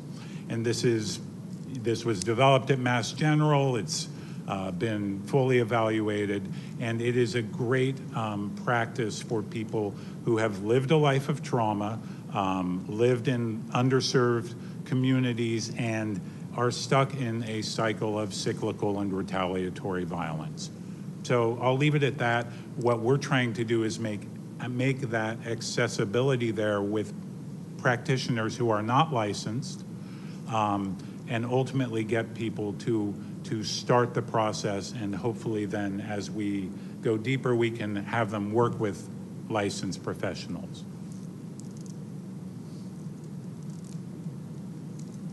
I think you're on mute. Thank you very much. I had put myself on mute so you wouldn't have to hear my sniffling. I hear you that you're reluctant to go deeper, but I am curious what it is that's that deeper work. Is it a form of talk therapy? What kinds of things are you doing in that process to try to get people to stop, think, and feel? How does that operate? Well, there's 7 flashcards. I'll share them with your office and you can look. It would take me much longer to explain, but basically it's to regulate your emotions at its simplest.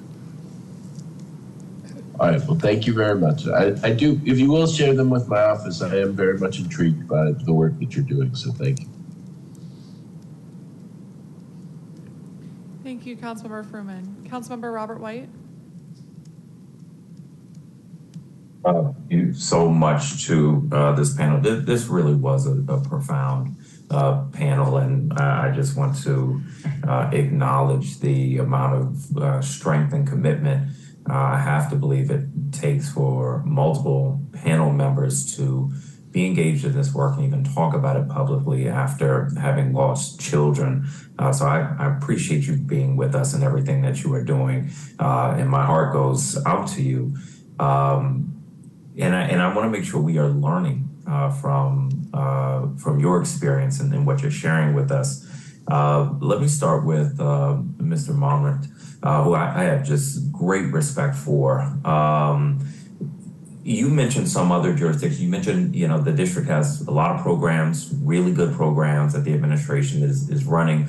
We're not seeing the type of progress that we want to see from these programs. And you mentioned other jurisdictions. What do you think is the key difference between how we are running our programs, our violence intervention programs here, and those in other jurisdictions where it seems to be working better? I think there are a few key things. Collaboration between public and private. We've seen that happen here with housing. We've seen it happen with education, addressing the AIDS crisis. That collaboration and partnership with the experts in their communities, and these are professionals, these are first responders who, CVI at its best is an alternative system of public safety that can stop violence before it happens. And in the best cases, with measurable results over time. But it's the deeper work that's missing. It is the long-term care. I think Pathways is a great program, but it's too short. Pathways is a great program, but it doesn't include every bit of wraparound care that you need, like long-term housing. It is the biggest thing in systems change is for us to look at this differently. I'm not pointing the fingers at government, federal prosecutors, all of whom I've had experience with. I'm saying we're in this together, and I'll do whatever it takes for all of us to have a goal, an action plan, and transparency and measurable results. I agree with you fully on that point.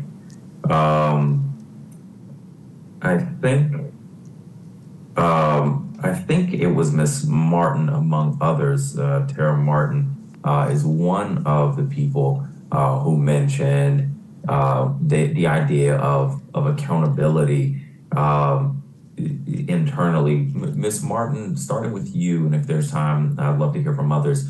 What do you think a system of accountability would look like for violence intervention programs in the district? So if we go, I don't look at community violence any different than police violence. And when we say accountability, we need to, it's basically your community is scared of the community violence and the police violence. So if you got parents like myself, I'm so torn in between both. I'm torn to, I used to sit and call Bridge the Gap. I sat in the middle of 30th with MPD and tried to get the people I knew down there to work, to have a little respect for the police when they ride by, or, have a little respect. And, when my son got killed by by Park Police, it made me think a little different about the police, because accountability wasn't there when they killed my son. It wasn't, I didn't hear from the government at all. I didn't hear from no agencies. I didn't have any of these programs that's out here reach out to me and say not one word. I still had to do the footwork. So, and I still had other sons that was turning their anger into, getting in trouble and all that. So I had to reach out myself to the community to try to even get help, and I got nowhere. You know what I'm saying? So accountability is, you say you have all these programs active and working, but they have to be accountable when parents like myself that's already traumatized and in crisis, asking for help for their other children, they have to be accountable that it's not working. I hear all of this Ward 8, Ward 7 stuff. I live in Ward 4. What is for me? It's nothing for me and my sons. I have 10 kids. I didn't just have that one kid. It's 9 others that need help. And no one is there for me. And I'm just being honest to the panel. I hear every program that just said up here, Ward 8 and Ward 7, I live in 4. What is for me? What is for me and my sons? I don't want to, their friends are dying right in front of them, and I am so terrified. That 13-year-old boy was just in my house. And I just sat there and I talked to him as I was his mother. I mean, we losing too many babies, and it's too close to my home again. So again, accountability, all these programs, I get it. But they're not gonna work if you don't open the doors to everybody. Thank you. I appreciate that. I'm over time, so I'll stop there. I just want to say in the question of accountability and assessing our work, we get better, we reach more people, we understand that our programs are not reaching parents who need them in Ward 4. If we are constantly evaluating and making changes as we go, that's a step we have got to take, and I really appreciate the testimonies that are pushing us to do better. Thank you so much, Chair Pinto.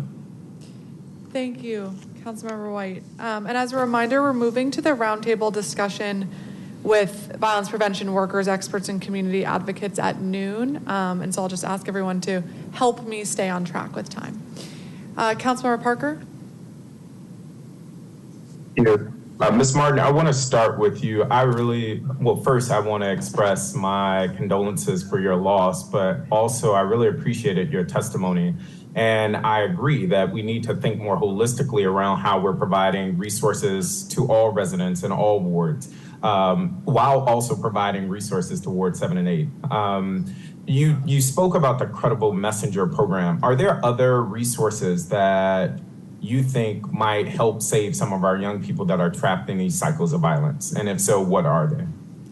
So since I've been working with Parent Watch, I have been getting incredible calls from parents saying that they never even heard of the program.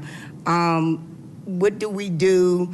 How do we do? I go out, I meet with the parents, I tell them what we do, and I start. One little boy was trapped in homeschooling from the pandemic, didn't reach any school. When the mother went to try to enroll him in school, she was having difficulties. I went to Eastern High School, helped her enroll him last week, and he's now in school. So it have to start with parents that look like us. Parents that look like us.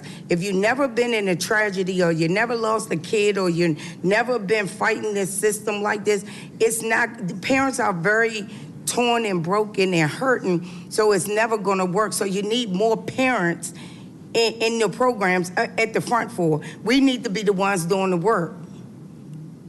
That's what it looked like to go forward. No, that really resonates. Parents organizing, and what support might a parent like you need from the council outside of the technical aspect of making more resources available, but like how can we as council members support you in being on the front lines or having more parents on the front lines? Being supportive, being there, taking some of our suggestions and working with them, and we work together. If we work hand in hand, we can stop this violence, because the babies are hurting and the mothers are tired. You know, the mothers are tired. I was a tired mother, but I kept going. After my son got killed, I started beating the streets. That gave me the momentum to come and say what I have to say to the people, because I'm a mother of 10 and I have been failed many times, and I'm not going to stop because you're going to help me. Well, I really appreciate your testimony. We will be sure to follow up. Ms. Deming, I wanted to come to you. You mentioned that violence against girls is largely going unnoticed in our schools. As you know, the council passed legislation through the budget last year that is requiring the Deputy Mayor for Education to convene stakeholders to think about how we enhance safety in our schools. As they're doing this work, are there recommendations you would provide for how we can better pay attention to the violence that is targeting our young girls in our schools? I really appreciate the question, because what is often lost in these conversations is the domestic violence aspect, is the gender-based violence aspect. These programs are designed to think about community violence, often to focus on young boys and their experience and their risk for perpetrating violence to externally, right, in the community.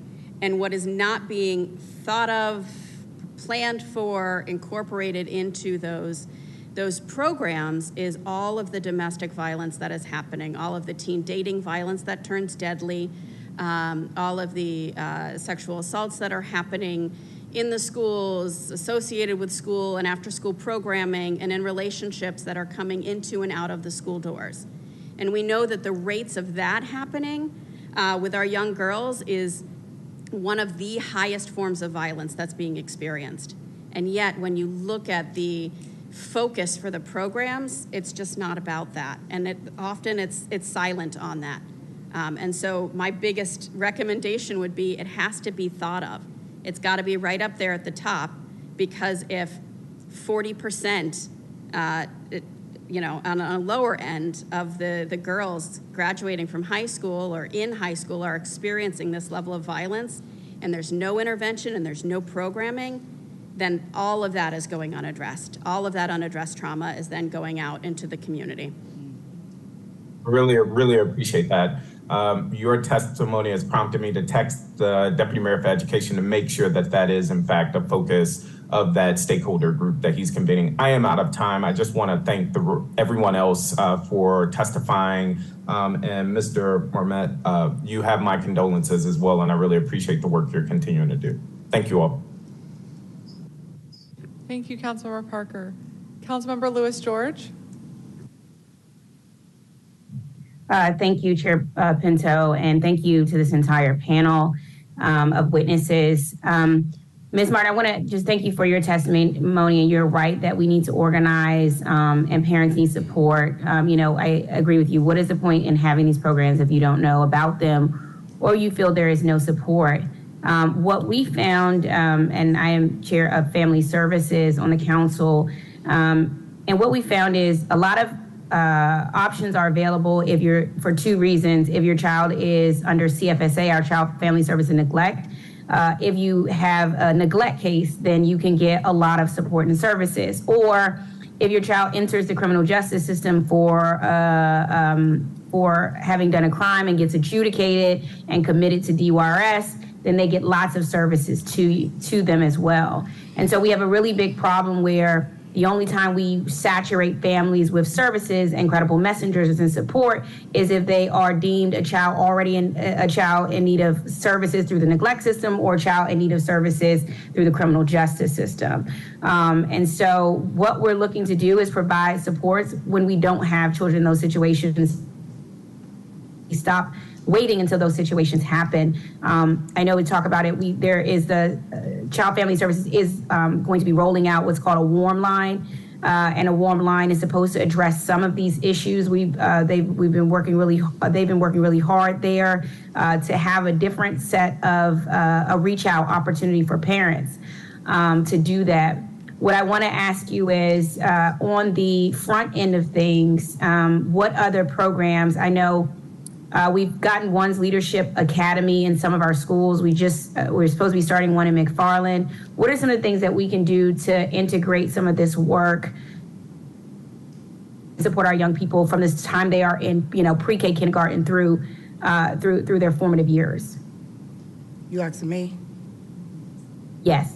Oh, one of the things you have to remember is so much trauma when the programs are only limited to criminal justice and CFSA. So you're going to have to put parents like myself and like what's your name, Miss Woodgard, in place in the front, because soon as you say CFSA, they are going to shut down. Right. Soon as you say it's not going to work. So they can roll out many programs, they not going to work unless you have parent watch, people look like us. That's right. In the front and approaching these parents. Because how I approach a situation, I always with my son on my T-shirts. I make T-shirts every morning. If one messed up, I make them in my house. So every morning I'm making a T-shirt of my son, and I'm kissing him, and I say, I'm about to go do this work for you, and I walk out that door. When I walk out that door, if I reach at least one family, I have achieved my goal a day. You know, and that's what it means. I'm not trying to say anybody any better than anybody, but the only way any of these programs going to work, you have to put people like us. I've been through the CFSA because I had to. That was the only way I got help.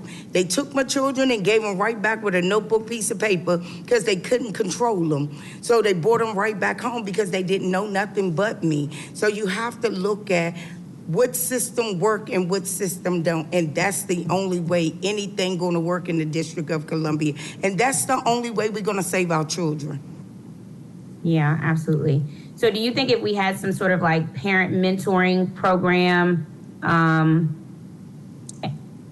would that work? If we see a child maybe in school and they're having some troubles, if other parents reached out and said, hey, how can I support you? Is that what is that something that you think would be possible? I think you need to put parents like us in there. So when I walk into, so let me give you an example. Kramer, 3 years ago, was off the chain. They got Joe Clark in there.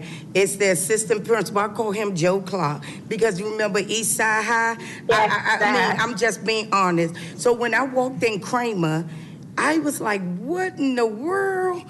East Side High. And so I did a video for the school board, like what I seen 3 years ago to what I seen now. So it can be changed because 3 years ago, Kramer was off the chain, and now it's in order. You see no kids in the lobby. You see everybody in tone. When I came in there, it was a girl upset. She said, Miss Martin, can I talk to you? I said, yeah.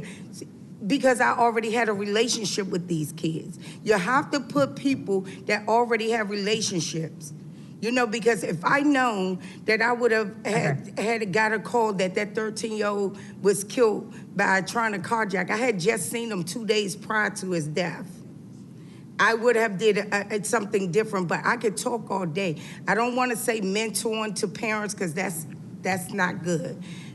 You just have to put people, and people like us tell our story. Got it. Okay.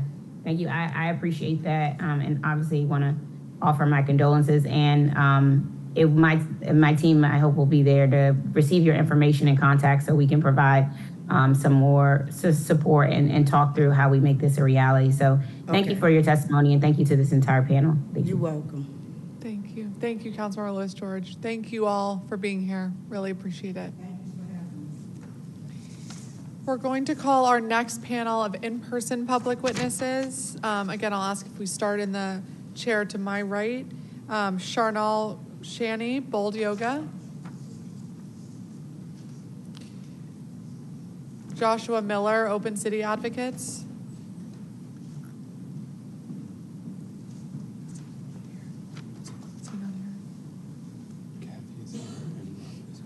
I'm sorry, if I can ask you to sit in the chair all the way to the right.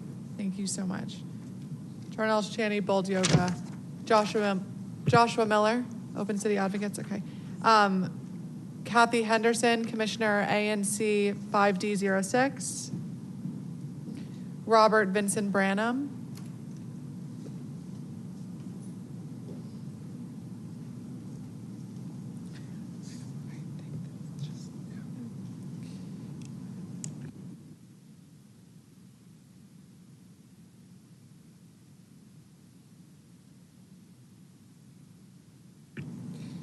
Okay. Ms. Chaney, please go ahead. Can you hear me? Oh. Good morning, everyone. My name is Charnel Chaney. I am the founder of Bold Yoga, a Ward 8 resident, and a mom of 5.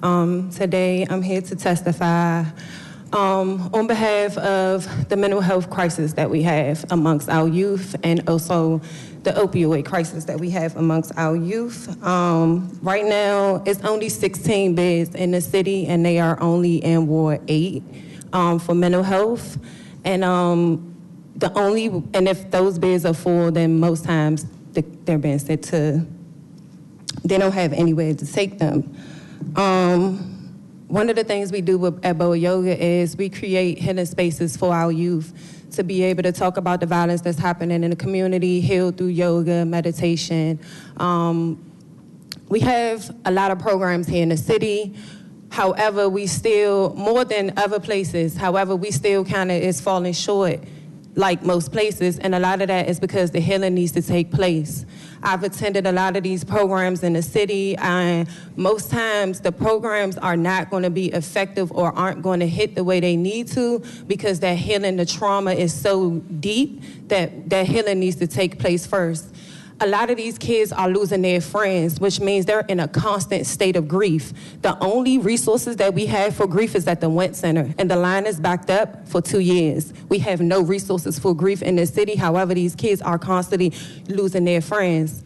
When you in Virginia or you in somewhere else and a crisis happen, you have people that will pull up at that school. You have counselors, you have therapists. They're going to check on the kids. They're going to make sure the teachers are getting the mental health support that they need. Nobody is doing that. When that 16-year-old was just killed right across the street from Dunbar High School, nobody has been there to check on them kids at that school. Nobody has been there to offer mental health support.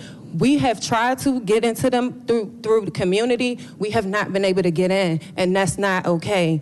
The trauma is being cycled from community into the school, back into community. Our teachers, our security guards, and the guidance counselors, they need to be trauma informed, and they need to be taking racial equity classes. Everybody needs to be trauma informed that are dealing with our youth that are coming out of traumatic environments. It is too much. We have so many resources that are being poured. There are a lot of people doing a lot of great work. I looked up the list to see who are being funded by like OVSJG and all these different places. When you call these people, how do you get to them? How do you get referred to them? There's no referral process. They're barely answering the phone. You can't get in contact with nobody. Nobody is calling you back once you leave a message. Who are we really funding, and how are these people being held accountable? And and as a community member, that's what I wonder. All of these resources exist, but half of these mothers don't even know that they exist. When we talk about the high-risk kids, when you go inside the homes, it's the same thing. Their house is not clean. They barely have any food. The houses, most times, is in unlivable conditions. And yet, they get up in the morning and they have to go outside. We're talking about banning these masks. Every last one of our kids wear masks. I got kids that are not into no type of trouble, are not doing anything. They are in programming, they're doing good, and they wear masks. So what is that going to really do? What is that message really sending out to our kids when we're saying, oh, they just can get stopped? And no, that's not okay. One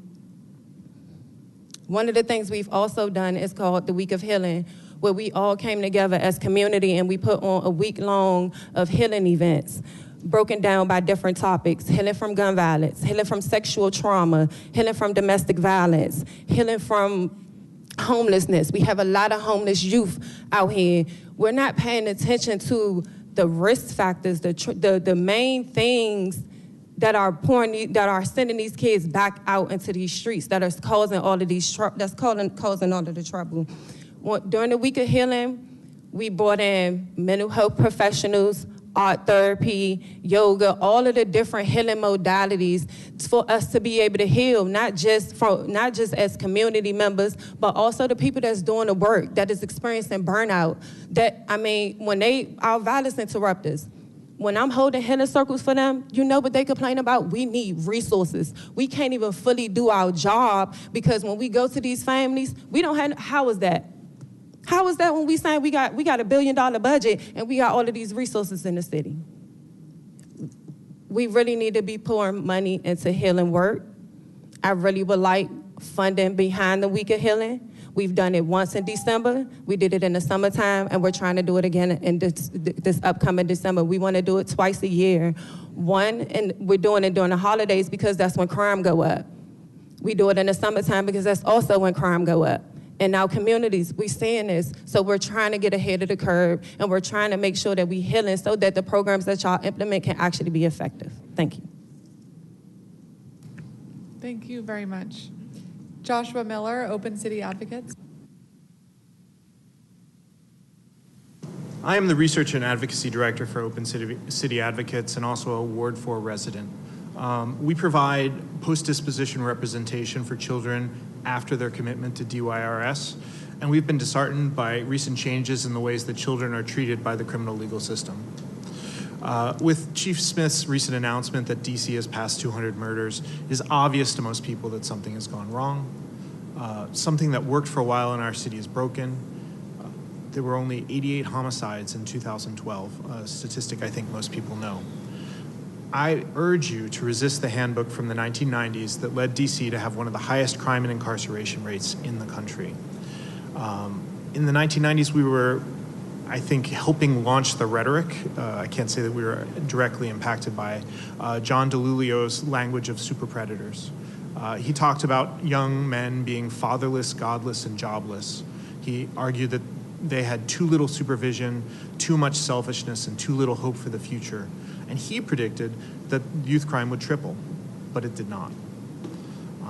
We responded here in DC to that unprecedented violence that he predicted by instituting a series of tough-on-crime policies that overcrowded DC's Lorton prison facility and helped force DC to the brink of bankruptcy.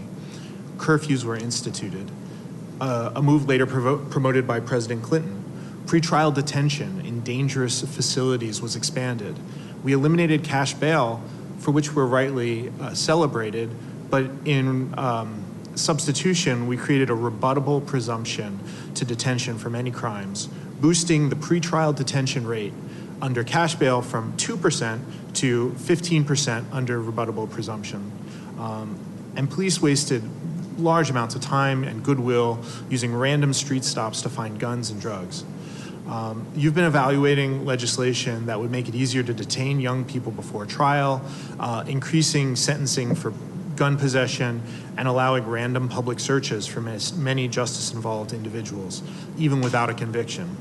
And that's after the mayor's announcement of new localized curfew enforcement, despite rigorous empirical evidence from DC's own ShotSpotter that our city's curfews likely increase crime, and evidence from cities around the country that curfew stops and arrests disproportionately affect Black and Latino children.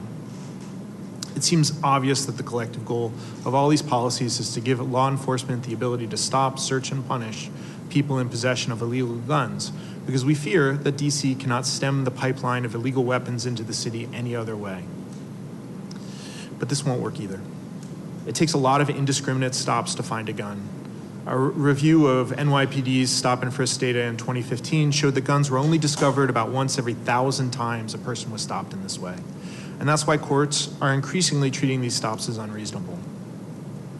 Treating our young people as vectors for another epidemic of violence is not going to work. And the city's police, prosecutors, and corrections officers will just end up exhausted as a result. So what's the alternative? DC's own Juvenile Justice Advisory Group has made many recommendations, as has the National Institute for Criminal Justice Reform, many of which would be preventative in the long term. But I want to focus on police for a second. We've talked a lot about the whole of government approach, and often that means that we talk about enforcement on one side and programs on the other. But there's a proximate model, that I think the council should evaluate. And this is what police prosecutors and program providers did in High Point, North Carolina. The High Point drug market intervention targeted an open-air drug market in a middle-class African-American community. They quietly built cases against entire crews, then invited them and their attorneys to a presentation of the cases against them. There they offered a choice: either end the retail drug trade in High Point and receive significant support for a transition to civilian life, that was the carrot, or go to prison, that was the stick. Not only did the drug market close for good, but violence in the neighborhood went down 57%, and it stayed down. You've heard of similar programs in Boston and Chicago and Baltimore, but Chief Smith has already signaled that she's interested in long-term interventions focused on the most violent people. That's her quote. That's just the stick. It won't be nearly as effective without the carrot. The WANS office, the Office of Neighborhood Safety and Engagement's People of Promise program, is supposed to identify those folks who are likely to be perpetrators or victims, or both, of violence, and then to accelerate service delivery to them so they can transition out of the streets. Yet the office that could potentially lead that whole of government approach we've been promised has been without a permanent director since February. So we only hear about policing, prosecution, and prison sentences. I think we can do better than failed policies of the past. We can do better than lockdowns, lock-ins, and lock-ups. Our children are not super predators. Let's make DC an open city for all. Thank you. Thank you, Mr. Miller. Next, we will hear from Commissioner Kathy Henderson from ANC 5D06. Good morning, Chairwoman Pinto, Chairman Mendelson, Councilmember Bonds, staff, and all the council members, ladies and gentlemen in the viewing audience. Kathy Henderson, advisory neighbor. This is my 11th term as an advisory neighborhood commissioner. I'm also the coordinator for 5D Court Watch. Briefly, I want to address Ms. Deming's testimony earlier about domestic violence. We do need to pay more attention to domestic violence numbers. They tell a story that we're just not focused on. And part of that story is that people who are arrested, some of which are adjudicated for gun violence, they got their start with domestic violence incidents, and they graduated. They got their start with petty incidents that they went through the court system, through our judicial system, in what appears to be a continuing revolving door. They were given slaps on the wrists. Sometimes they showed up for court, sometimes they didn't, and each time they circumvented an incident, they came back, they communicated to their cohorts, to anyone that would listen, hey, I could do that. It's nothing, it's a piece of cake. They became emboldened, and now here we are. We are here with 227 homicides. We can say that they're likely to be over 300 before the year's end. We are effectively the murder capital for the United States. Accountability starts with everyone, and it starts with this council. It starts with every person that is elected. It starts with the government. First of all, I'm deeply disheartened, and I offer my condolences to both of the parents here who've lost their children. That's hard. There's just no pain like it. I'm a parent, so I can't imagine that pain, and they have my deepest condolences. We need to look for creative solutions, but we need to stay focused on what actually works. We don't need to recreate the playbook for how to make a government work for everyone. Regarding some of those creative strategies that could work, when during one of my terms, the 1,200 blocks of 18th Place and 18th Street and the 1800 block of M Streets were notorious for open-air drug markets and killing fields. On a day like today, where it's sunny, people would walk into the neighborhood, kill people, and literally walk out. They wouldn't even bother to drive or try to they just walked out because they knew they had impunity. I had those alleys, it's a straight through from 17th Street to 19th Street is a straight through. So I asked DDOT to block one entrance of each of those alleys so that the trash trucks could get through, our fire and EMS could get through, but that the drug dealers who were running from the police successfully could not go through. So lo and behold, defund the police persons moved in, got elected to the ANCs. They said, okay, the first thing we're going to do is remove those barriers. Well, if those barriers had still been in place, Mr. Marmot and his wife would still have their son. He was an unintended victim that happened to be driving by at the wrong time, and there was nothing there to intercept that bullet. Now we go to violence interrupters. The violence interrupters are seeking credibility, which they do not have. Why don't they have it? Because these are persons that have slipped through our judicial system more than once, more than twice, more than 10 times. They have lists of unadjudicated offenses under their belts, and they've gone back into communities, and what are they doing? They're selling drugs. They've retaken over the 1200 block of 18th Place.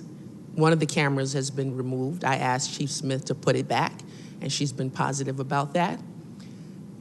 They are threatening DPW workers. They're selling drugs. They're captured on video. They're in the 1300 block of Neal Street, sitting out in lawn chairs with sidewalk memorials of liquor bottles that DPW and the police have removed multiple times. They're so bold, they even have a Gotti Way sign affixed to a tree with a nail. Give me a break. If these violence interrupters are so fabulous and credible, well, I tell you what, I've been preaching to this council and to anyone that will listen, remove them. Put them in your neighborhood. We will take well-trained police officers every time. Thank you very much, Commissioner Henderson. Thank you. Next, we will turn to Robert Vincent Branham, public witness.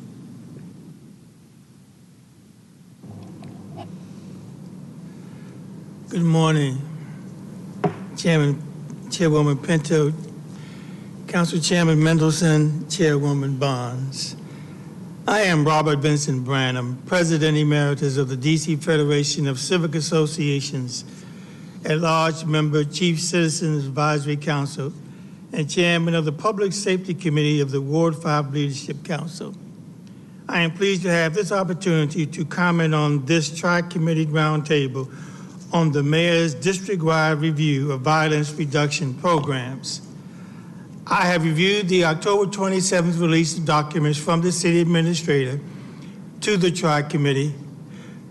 While the CA's responses highlight district agencies' efforts at violence prevention, the assessment has minimal details outlining the district's interactions, coordination, and outreach to interested community public safety organizations and advocates. The CEA's public safety efforts must move beyond the photo op after the plans are developed to meaningful inclusion of the public in the development of the district's violence prevention efforts and its strategy. Whatever government strategies are developed must be vetted by concerned community partners in the beginning rather than after plans are developed. It is my hope this tri-committee will engage the CA on its structure to be more inclusive and responsive to the public on district violence prevention programs and strategies moving forward. In closing, let me add this. Violence reduction efforts must also include focus on the good. Yes, it is right to give a laptop to students to keep them at home to study, but it's also right to give a laptop to students who remain at home to study.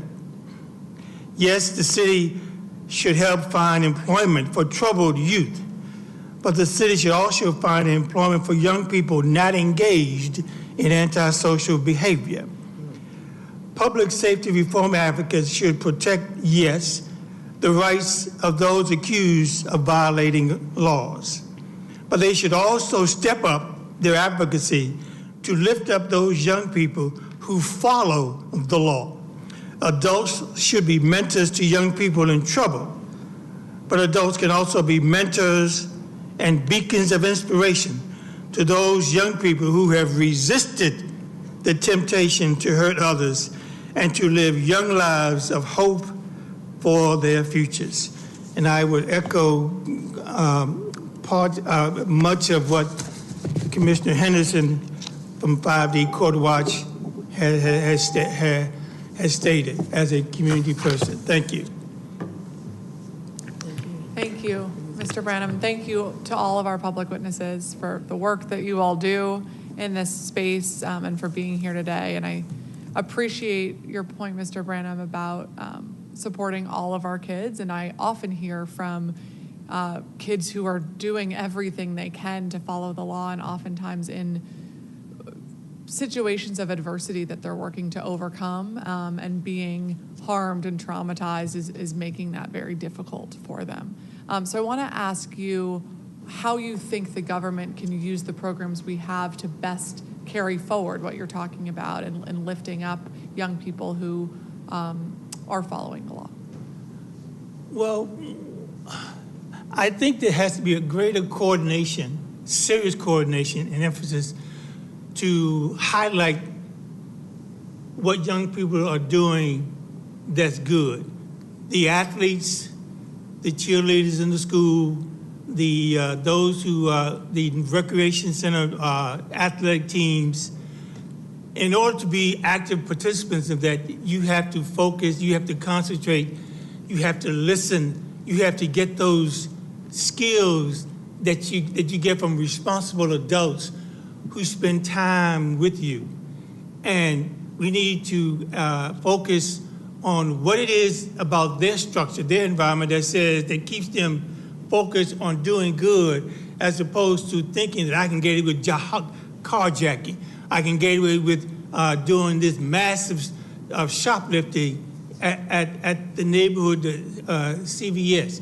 We need the Withers teams, the Capitals, the Uniteds, those players to go into the schools to talk to the young people and convince them and congratulate them on doing positive things in their community, and let that be the norm, and not what let the bad be what gathers the attention.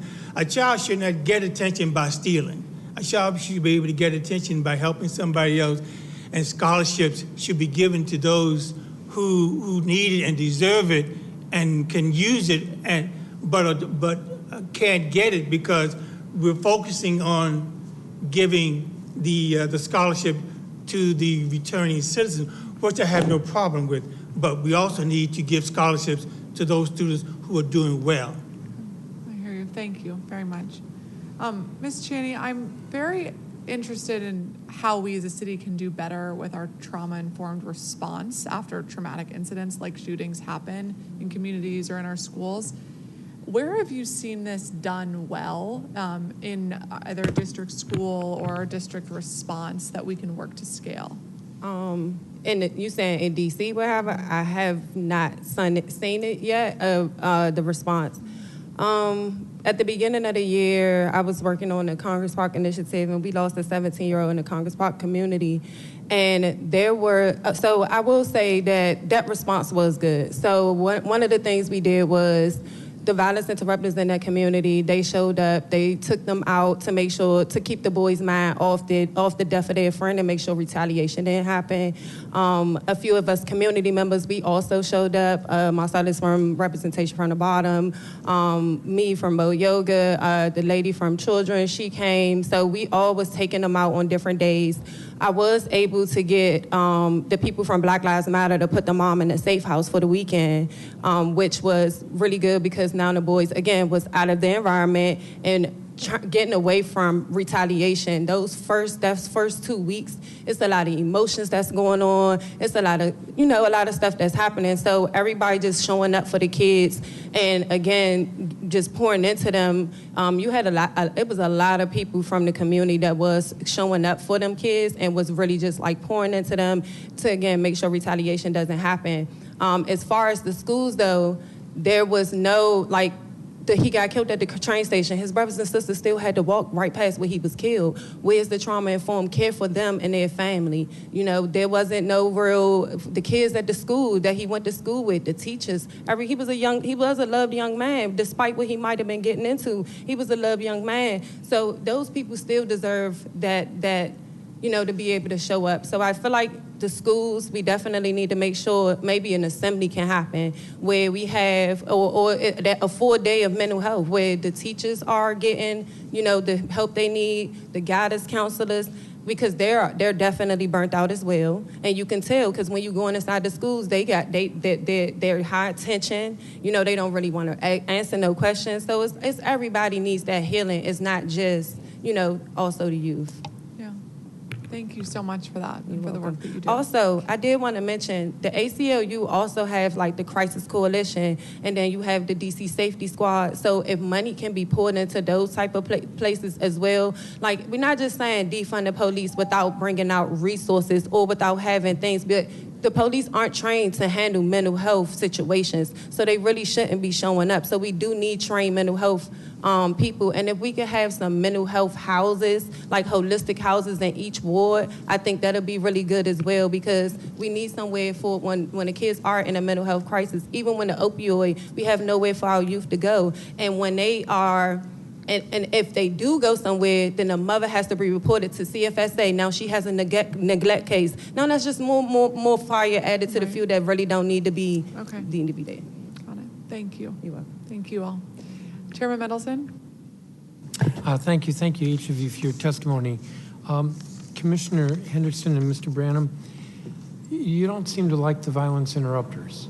I will say this. I've heard somebody's complained to me that some of them are using the grant money for vacations. Have you heard anything about that? I would not be surprised, Chairman Mendelson. The head of the violence interrupters is a 2017 homicide suspect. I mean, this is ridiculous. We need to stop throwing money at groups simply because they have been loudly chanting rhetoric during election years, and they have their hands out. You know, we have a good balanced budget, and we need to continue to focus on things that work. Why are these individuals going back into communities that have already been cleaned up and then talking about, well, we're credible messengers, we're talking to the people, and we're making connections, we want to hold basketball games in the streets? We're past that. We don't want your basketball games.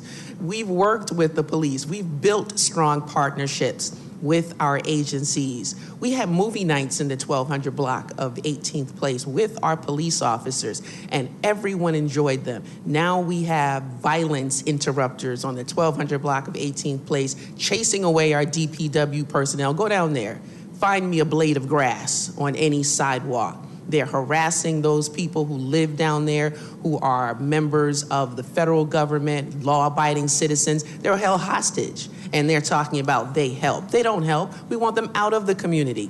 So I've asked multiple times that these programs that don't work, there is no data to show that they work, be defunded. Yet they still persist. I'm glad the one's office doesn't have a director. The last director before the second to last director lived in Maryland, so hopefully he's found a job in Maryland that supports his interests and not here in the district overseeing an office that doesn't work. These programs don't work. Let's stick to what's worked. Does that mean that our police officers can't be accountable? Absolutely not. We need to hold them accountable. We need to hold everyone who works for the government accountable. Government can't fix everything, but government can do what works well. So we shouldn't be experimenting with unproven groups that have their hands out for money, saying that we are, and they do need some cognitive behavioral therapy. I would agree with that. But they are not in a position to go into any community and say, we're here to help. No, you've used resources that are taxpayer resources to promote an agenda that is not saving us, that is not helping us. So if people support violence interrupters, put them in their neighborhoods. I'll take MPD any day. Thank you. Mr. Branham, do you want to add anything? I don't have too much to add to the eloquence of Commissioner Henderson. My overall impression of violence interrupters is anecdotal, but there are concerns that have been expressed about the legitimacy of the violence interrupters. As a theory, it has merit to use those individuals to be in the community to stem the rate of violence and crime. But if they're hidden participants, closet participants, that counters to whatever good they think that they may be doing. Thank you. Thank you. Yes. Turn your microphone on. So I feel what they're saying, but that's kind of why Peace Academy was created, because we realized that our violence interrupters need more training. It needs to be deeper. The trauma-informed care needs to be there. The CBT needs to be there. So that's kind of why it was created. So it's not like we're just like not trying to hold our VIs accountable. Thank you. 22 seconds.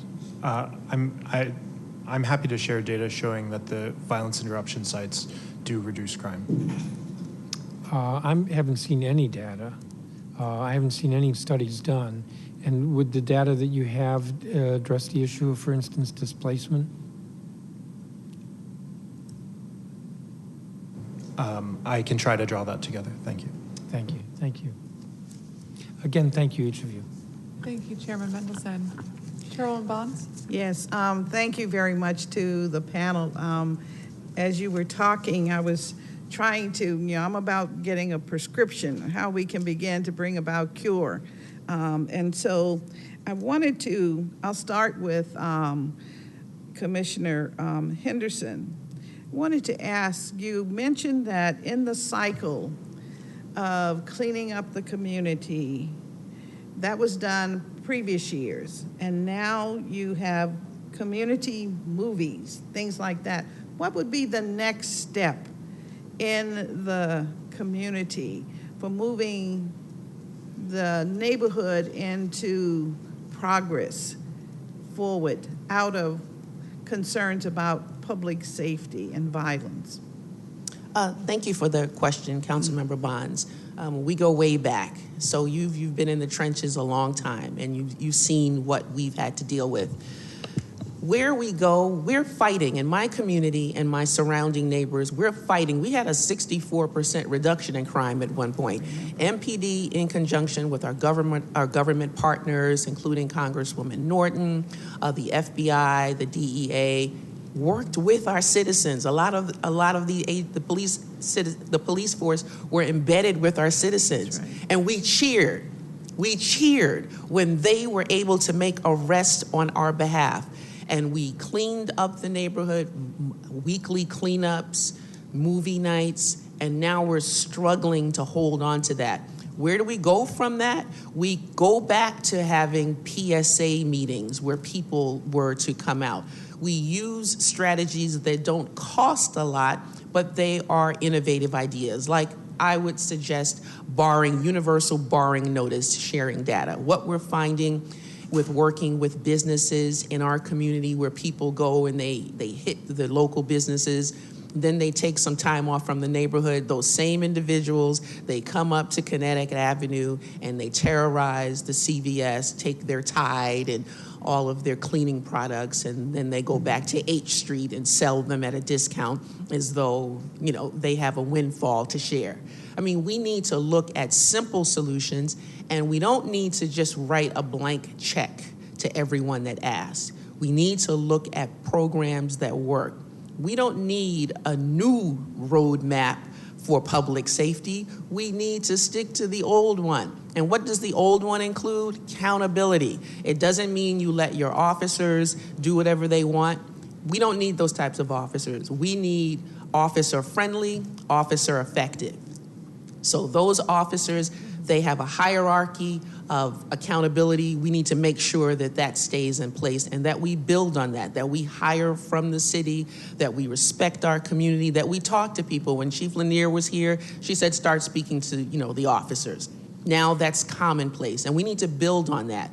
So we don't need to move into an aberrant direction where someone says, hey, I need some money. I'm a violence interrupter. Hey, let me go into a neighborhood that's already cleaned up and let me do with the things that I escaped accountability for in the first place and then get paid for it.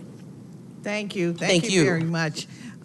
Ms. Cheney, let's talk a minute about trauma-informed care. Yes. If you could just talk a little bit about the first step, second step, that would help us. Yes. And when you say the first steps to just trauma-informed care in general, well, first, I think we definitely need to get our teachers and our security guards, everybody that's working inside of the schools, especially the ones in high-risk neighborhoods, they all need to be trauma-informed so they can understand trauma, what it looks like, and how it shows up.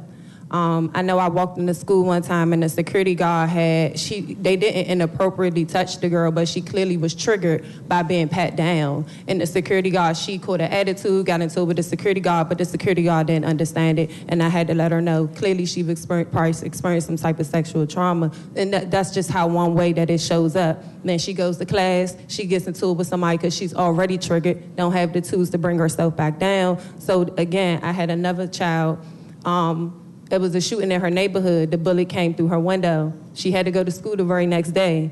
2 days later, she sent me a video of a big brawl inside of Ballou High School.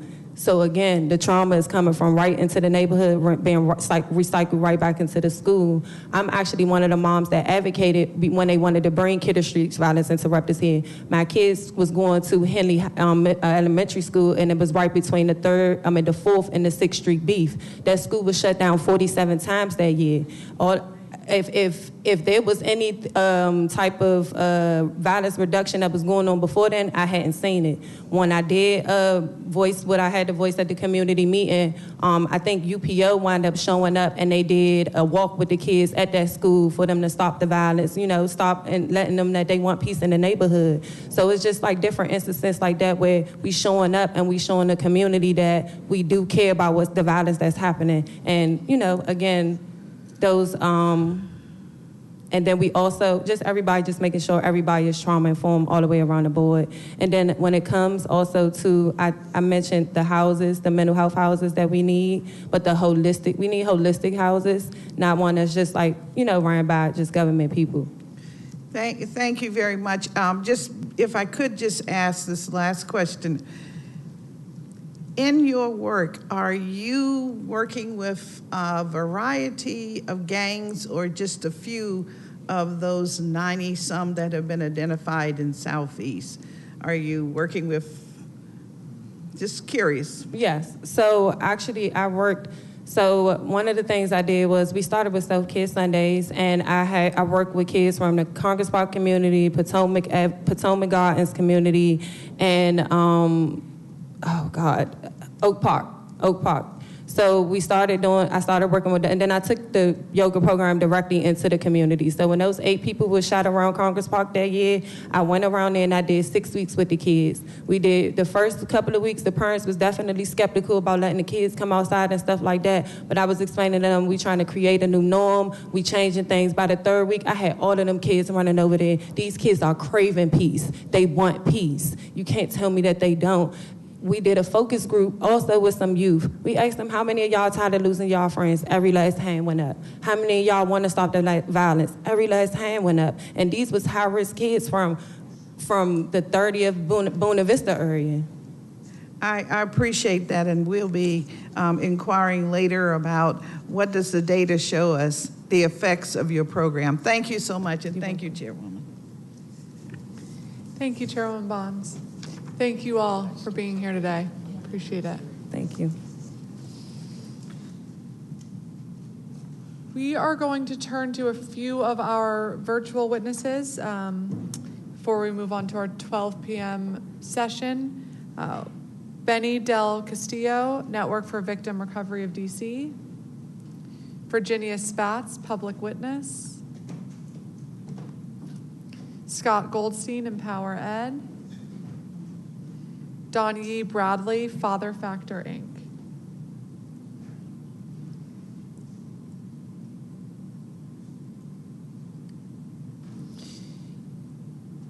Benny Del Castillo, Network for Victim Recovery of DC. Please go ahead.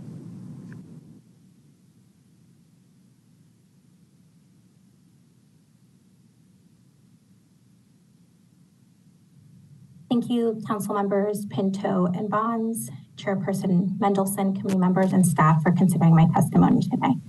My name is Benny Del Castillo, and I'm testifying as Network for Victim Recovery of DC's Engagement Manager. Since 2012, NVRDC has supported over 9,000 crime victims and survivors in the district through free, trauma-informed advocacy, legal, and therapeutic services. As an organization that serves the unique needs of not only power-based violence survivors, but also underserved gun violence victims and surviving family members of homicide, NVRDC understands the Council's urgency to address increasing violent crime. Our testimony today is guided by our experience supporting survivors as they navigate systems and their own lives after crime. NVRDC strongly supports violence reduction programs as they are grounded in a public health perspective and aim to tackle the root causes of violence by ensuring service provision for all who need them. We also view these programs as essential alternatives to criminal legal interventions. Ensuring these programs have the needed resources in order to work toward achieving their intended goals is critical. However, we want to respectfully uplift some areas where improvements can take place. In order to truly offer a comprehensive range of services to victims of crime and commit to providing a continuum of care, violence reduction programs cannot be siloed from victim services support. We need better infrastructural support to encourage collaborative and communicative partnerships between these programs and victim service providers so that they can complement each other's services and avoid having survivors fall between the gaps in coverage. For example, NVRDC's partnership with MedStar Washington Hospital Center's Community Violence Intervention Program highlights the potential of what can occur when there is a continuum of care. NVRDC partners with MedStar to ensure all victims receive information about crime victims' rights and are informed of their options. We know that when people have appropriate resources and support, the aftermath of trauma can be alleviated and assist in helping them regulate their emotions and engage in healing. While reviewing violence reduction programs can highlight where gaps lie and where further support is needed, NVRDC wants to stress how vital community interventions are and advocates that both funding and attention go toward these programs. Not all DC residents and survivors of crime support policing and incarceration. Our investments in crime reduction should be diverse to reflect that. Furthermore, we continue to see statistical evidence that these programs can work and promote community healing, especially among residents who do not feel safe with the criminal legal system. Often, the same folks who are impacted by violence and over-policing in their communities are then blamed for their injuries or suspected of engaging in illegal activity that contributed to their victimization, again, ultimately resulting in further trauma. For example, testimony provided during the Expanding Supports for Crime Victims Amendment Act of 2022 highlighted how even when young Black men were brought into an ER as gunshot victims, they were nevertheless treated as suspects in the violence that harmed them. We know that among the root causes of violence are oppression and inequality. We want to ensure the programs and resources available are tackling what is causing violence in the district. For example, poverty, racism, housing instability, and living in a food apartheid. The structure of violence reduction programs and their centering of credible messengers who understand the struggle the community is facing directly helps to address these problems. We also aim to deconstruct the binary that most of us are pulled into, this binary that says that people are either victims or perpetrators. While most people who experienced crime and trauma do not go on to complete crimes, we know that most people who cause harm have a history of trauma and adverse experiences. We must ensure that the services we are offering are for everyone that may need them, not only those who we arbitrarily and often racistly recognize as victims. This is a cycle we must break by ensuring any program that is aiming to reduce crime works alongside organizations who aim to support survivors and victims of crime. This is why, with the support of the DC Office of the Attorney General, NVRDC has led investments in restorative justice options and developed unique partnerships to support providers who work in all spaces of supporting individuals impacted by the criminal legal system. To further the commitment to a more trauma-informed and collaborative approach, NVRDC continues to highlight the gap in services and legal protections for non-power-based survivors of crime, such as the limited access for survivors of other victimizations to an advocate who can provide information about their options after a crime, crime victims compensation support, emotional first aid, and referrals to resources. An advocate can save a survivor the time and energy of navigating the district's numerous agencies and organizations and allow them to focus on their own healing. This is why NVRDC has repeatedly advocated for survivors of any type of victimization in the district to have access to the same rights and options, like the support of an advocate. Survivors should not have different amounts of protection and resources depending on the type of crime they experienced.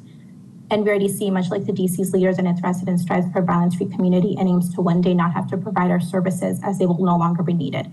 We strive for a violence-free community because we know that it will ultimately lead to a community that is safer, healthier, and more supportive. We believe violence reduction programs hold this goal. You're over time. If I can ask you to synthesize and wrap up. Yep, one more sentence. Perfect. We believe violence reduction programs hold this goal, but cannot be fully recognized if victim services continue to be left out of the calculus. Thank you for your time. Happy to answer any questions. Thank you very much. Virginia Spatz, public witness. Thank you for the opportunity to testify in regard to the district-wide review of violence reduction programs. My name is Virginia Spatz. I have lived in Ward 6 for 35 years. My husband and I raised 2 children here, and I also served as caregiver to 2 children in Ward 7. In addition, I have worked in Wards 4, 5, and 8 over my decades in DC. We've lived here under 7 administrations with 6 different mayors and a dozen chiefs of police. I've seen the same police-centered public safety initiatives renamed and called new so many times I've lost track. I watched the council trumpet formation of the DC Police Reform Commission in 2020 and grow increasingly frustrated and disappointed as its recommendations were ignored. The current mayor and the Judiciary and Public Safety Committee are responding to violence in our town by recommending more violence in the forms of increased surveillance, police interactions, and incarceration. We create new categories of criminality and are recommending greater latitude in police use of force, including the terrifyingly bizarre claim that community safety rests on the right of police officers to touch our necks and our windpipes as part of their regular work. For much of my time in DC, our government has introduced various efforts labeled violence prevention, violence reduction, or sometimes intervention. These efforts comprise a small part of our annual budget and are funded weekly and inconsistently. We demand instant, easily identifiable results, framed always in terms of crime statistics instead of community building from any alternative approaches to community and addressing longstanding violence. We have failed to recognize poverty and disinvestment in some parts of the city as forms of violence, and we have never tried true community investment as a path to a safer city. Instead, against all evidence, we double down on policing and surveillance as definition of safe and persistently treat violence reduction, prevention, and intervention as optional experiments. My testimony today is a plea for real vision on community safety based on the needs of those most affected by everyday violence and not focused on the property of those most able to manage a loss. Thank you, and I can answer any questions. Thank you very much, Ms. Spatz. Scott Goldstein, Empower Ed. Good morning. Knowing today's hearing was taking place during a time when educators would not be able to testify, I asked a large group of DC educators to share with me 1 or 2 sentences each about what's working and not working about DC's current approach to violence prevention. My testimony today is a synthesis of their responses. These educators universally felt the current approaches the administration is taking are either insufficient or ineffective. Educators want the city focused on real sources of violence: housing security, food security, job security. Let's be clear, people with housing, job, and food security aren't committing these violent crimes. So until the council holds emergency hearings and passes emergency bills on those root causes, crime will never be sustainably reduced. Here's what educators said. A DCPS school psychologist wanted to convey that we must do more to prioritize the teaching of emotional regulation strategies and the explicit teaching about trauma response, de-escalation, and restorative justice in the classroom.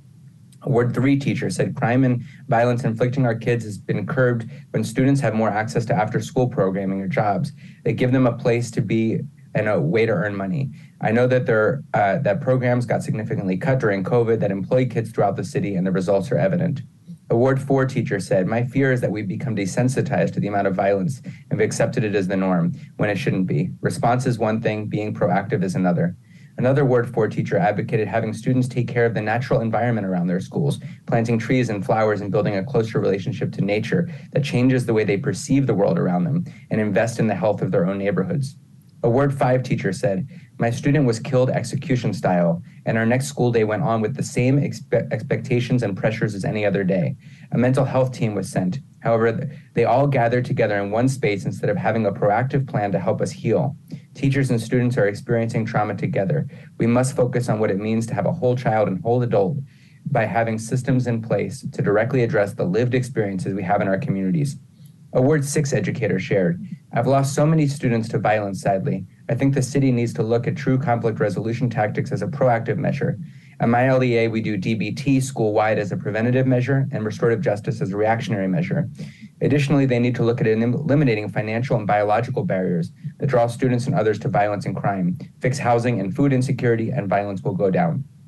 Many educators in school communities facing traumatizing violence in the immediate vicinity of their school buildings commented on the huge difference it can make for safe passage, crossing guards, and school admin to have substantial presence in and around the school building before and after school, and the importance of the work being coordinated. Both from the educators who responded, but even more so from EmpowerEd's partnerships on educator wellness with DC schools, we have heard again and again that the DCPS trauma team's response often adds insult to injury. Finally, I want to focus on the idea that seemed to stand out. In the immediate aftermath of violence near our school communities, and for that matter in neighborhoods generally, there's a strong desire for increased safety presence. But if we closely listen, opinions are sharply divided about whether educators in neighborhoods want a police presence. In fact, in a school-based survey we're doing right now, with responses from 1/3 teachers, 1/3 students, and 1/3 parents, an increase in armed police assigned to schools ranks 11th out of 11th in what respondents say would make schools community safer. The top responses to date are increasing mental health supports for students, increasing out-of-school time programming, increasing resources and training for restorative justice, increasing traffic and pedestrian safety measures, and hiring school safety directors to coordinate school approaches. But one thing people want in the immediate response to violence is to help prevent further violence through a coordinated adult presence. So it strikes me that we have had multiple shootings in a row outside certain schools, for example, that there's no immediate response that comes from the city, for example, to dramatically increase the number of safe passage workers, violence interrupters, social workers, perhaps community volunteers that send a clear message about how we intend to restore peace over the coming weeks. This is something educators have noted could make a real difference in preventing future violence. But such an emergency strike force, or perhaps peace force, one that's primarily non-police, does not seem to exist despite this crisis escalating for years and repeated situations where we have one after another act of violence directly in and around our schools. This is a simple step to demonstrate our collective efforts to respond seriously. Most importantly, we must address the root causes I discussed at the beginning. Put together, these violent reduction efforts teachers are calling for would benefit not just school communities, but help us all heal our communities and demonstrate a seriousness of purpose to keeping all DC residents safe. Thank you. Thank you very much, Mr. Goldstein. Next, we'll hear from Don Yee Bradley, Father Factor, Inc.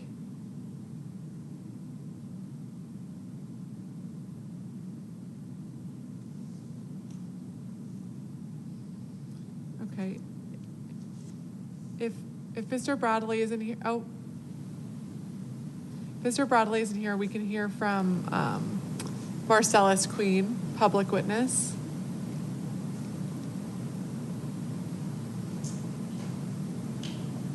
Hello, my name is Marcellus.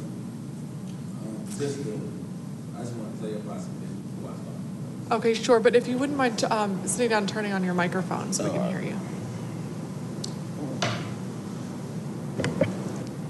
So before I start, I want to start off with, I know Mr. Mendelson, that's your name right here?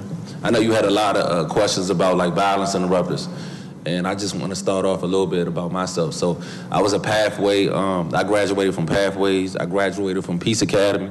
I have some fellow partners over there that also graduated with me. And so a violence interrupter, in my opinion, like somebody like me is never going to get a chance. It was hard for me to get a job as me having a possession of firearm, part of my record. So I see a lot of good men that get another chance to actually get sustainability to be in the community, because when I came home, I had to like start from scratch, you know? So violence interrupters, you giving a man another chance to help the community, right? And help himself to be great. There's a lot of violence interrupters I see that it's like they change their whole way of life off the money that they get. And so when they go back inside their communities, right, and they see other people see like, okay, he changed his life, they can change their life also. You need that people to see that, okay, look, the steps that how people follow. You understand what I'm trying to say? Violence interruption work is that's I'm not a violence interrupter, but I see exactly how it helps other people. I see men change, right? I see men change that could have went back to commit shootings and going back to selling drugs and going back to other things like that. Young black men need to see people that have a regular job be successful, right? Because some of these violence interrupters turn to black excellence. I see them at art shows. I see them at stuff they probably would have never been able to do before. But that's just my opinion. But like I said, I've been shot 7 times. I've been in and out of prison. I took all the programs that I could do for myself, and so then I started my own organization. It's called Representation for the Bottom. I work with Charnel. I work with Mama Joe. I work with mostly everybody. And so what I did was I worked with the kids in Congress Park, I worked with the kids in Leroy Park, and I worked with the kids in Potomac Gardens. Instead of me actually requesting for money, I don't get grants, I don't ask for grants. What I did was I go to the community. So I work with Howard University. Me and Howard University came up with a Saturday program with Dr. Mitchell.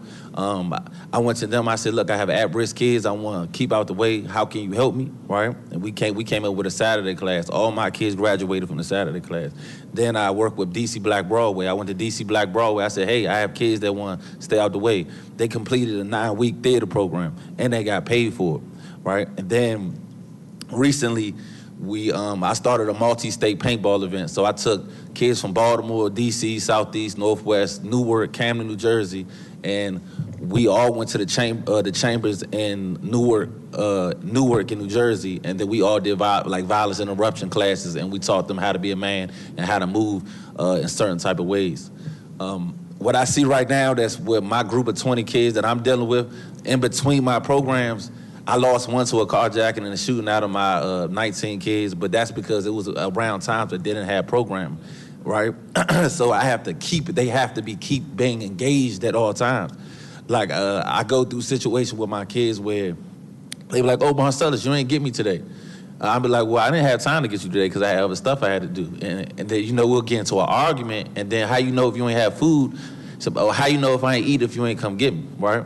And then I realized, like, oh, man, if I don't come get you, it's not sustainability. I have got my kids' houses redone, because when I go inside their houses, there's nowhere for them to sleep. There's no food in there. Why would you not go? Why would you not commit armed robbery? Why would you not, why would you not do these type of things? So what I noticed is, when you look at the ages from 14 to 16, right, you can't have a job, right? When you look at carjackers, you look at armed robberies, those are the ages that you're seeing. They have no sustainability. They don't have mothers that can, not saying they're not good mothers, but they dealing with trauma, right? They dealing with their other kids being killed. I have mothers that sit in the bed all day because they other child all day, and then he just running around. I have to keep on, hey, come on, what you doing? Let's go to school. I have to figure out how to put you back in school. Some kids are not even in school. I have to do a lot of groundwork, right? But I have to help mothers' kids. There has to be some type of program where 14 to 16-year-olds are directly impacted, right? Because those are the ones that's really feeling the pain. Like the news, the 14-year-old that just got killed by a car, somebody killed him because he was trying to carjack. If you look at the statistics, you're gonna keep saying the same thing, 14 to 16. It's the same thing. If they're not in DUI arrests, if they do not get incarcerated, that means you still have a whole lot of youth that's running around that have not been incarcerated. They need services before they've been incarcerated. That doesn't mean, You're a bit over time if you can okay, wrap I'm cool up. though. But yeah, that's it. I don't have nothing too much to say, but appreciate y'all. Thank you so much. Oh yeah, we you're welcome. really appreciate you being here and all of the important work that you do. Thank you. So before we turn to our 12 o'clock panel, I'll turn to my colleagues if they have any questions for this panel. Chairman Mendelson. I was just going to ask Mr.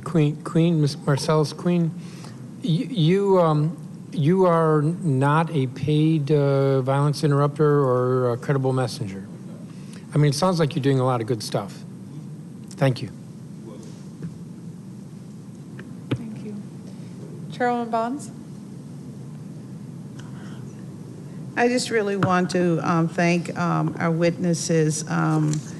Every day we learn the realities of the communities of the District of Columbia. And I think we're better for it. Now we have to make sure that we intercept some of the issues that are there glaringly before us. And I just really, my heart goes out to anyone who works with our young people. I will just use this moment to say that back in the day, I had the pleasure, I mean, absolute pleasure of working with our young people, the adjudicated youth.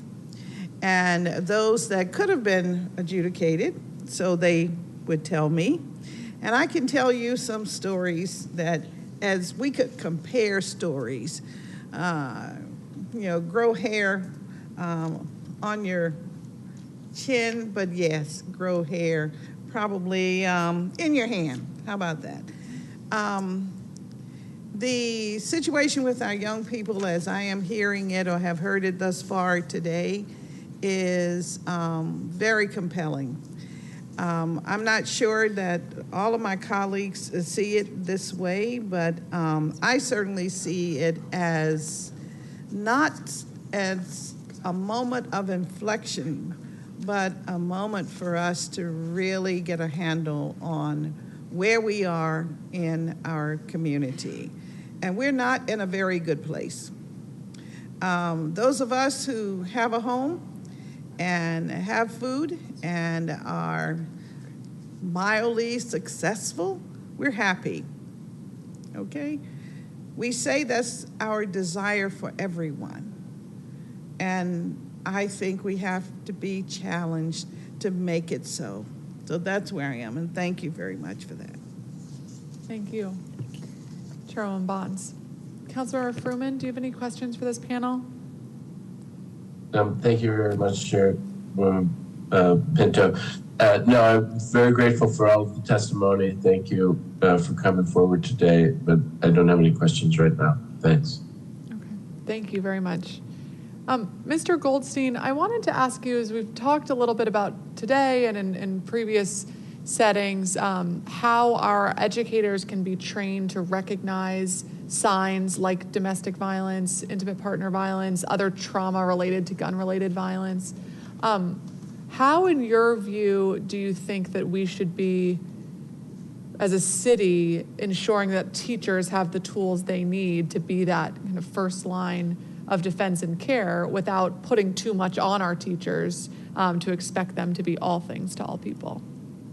Yeah, that's always the balance because there's so many things that we want our educators to be trained in, everything from direct pedagogical skills and literacy to things like conflict resolution. But they have so many things on their plate. So I think the best way you balance those things are by starting with the educators who feel very passionately about doing this work and making sure they are compensated and placed in leadership positions to be able to do it and spread it among their colleagues. We have educator wellness partnerships with both DCPS and DC public charter schools as schools across the district. And what we do in setting up mentor programs between educators and other educators, but also for teacher leadership positions, is find these volunteers who feel very passionately about something like de-escalation, about conflict resolution, about mindfulness, for example, which we've just explored more deeply, and ensure that those educators can be paid. In DCPS, it's a little easier. There's something called admin premium pay that allows them to do that, but that they can be paid, maybe that they get release time from teaching so they can take on more of a leadership role in this. You establish things like school safety teams, but that those educators can be compensated for their time, respected for their time and expertise to learn to be experts in these things and to spread those practices and do staff-led professional development. with their other colleagues, so that it's not placed on everyone, but you're starting with the people who really feel passionately about this, who have expertise in this, and you're beginning to spread it throughout. But also there's great programs and curriculum for these things, as you've heard from some of the earlier witnesses today, and we should be utilizing them starting in much earlier in our education, as someone said earlier, I think starting in kindergarten, where there's great appropriate content in things like conflict resolution, de-escalation, and things like that. Thank you very much for that. Appreciate it, and appreciate all of the witnesses on this panel. Noting if you are a public witness who've signed up to testify, we will come back to you. We are now going to turn to our 12 p.m. panel, and building on the powerful testimony that we've already heard from our public witnesses so far, we're going to be having next a roundtable discussion with violence prevention workers, experts, and community advocates. My committee asked these panelists to give a focused perspective on the administration's efforts to reduce violence and what we need to focus on next to see improvements. I do want to say up front, this panel is by no means meant to be a full comprehensive list of the individuals whose voices matter and do important work in this space. I know that there are many others out there who are doing important work and have valuable insights to share, some of whom we will also hear from, continue to hear from as public witnesses today. But this next discussion is meant to be a small selection of valuable voices in a format that can facilitate a little bit more dialogue and hopefully progress. So for this roundtable, we're going to be a little more flexible on time. Each witness will have about 8 minutes for testimony before we get to council member questions, which will also be longer rounds. I'll note that because we are not able to seat more than 4 witnesses in person in this chamber, we're going to have 3 of the witnesses for this next panel testify virtually. We're going to hear first from the virtual witnesses and then move to in-person witnesses, but those in person are welcome to join us at the table. We have David Muhammad from the National Institute for Criminal Justice Reform, Tony Lewis Jr., Pastor Delonte Golston from the Washington Interfaith Network, Marcus Elias, Peace for DC, Joe Patterson, Parent Watch, Jay Brown, Community Shoulders, and Dwayne Falwell, Together We Rise. Okay, and if you're here, if you could come join us in person.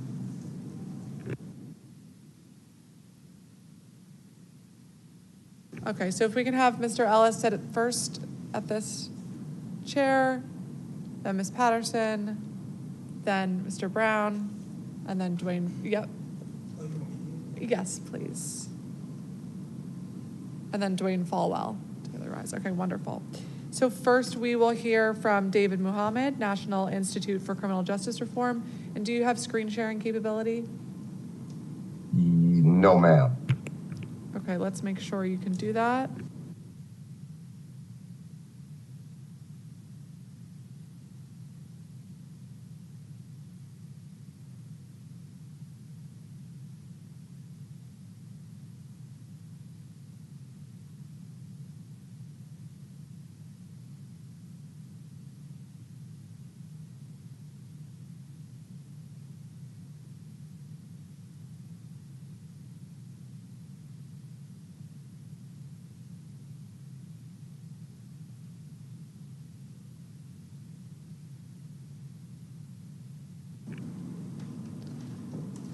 Okay, Mr. Muhammad, you should be able to share your screen now.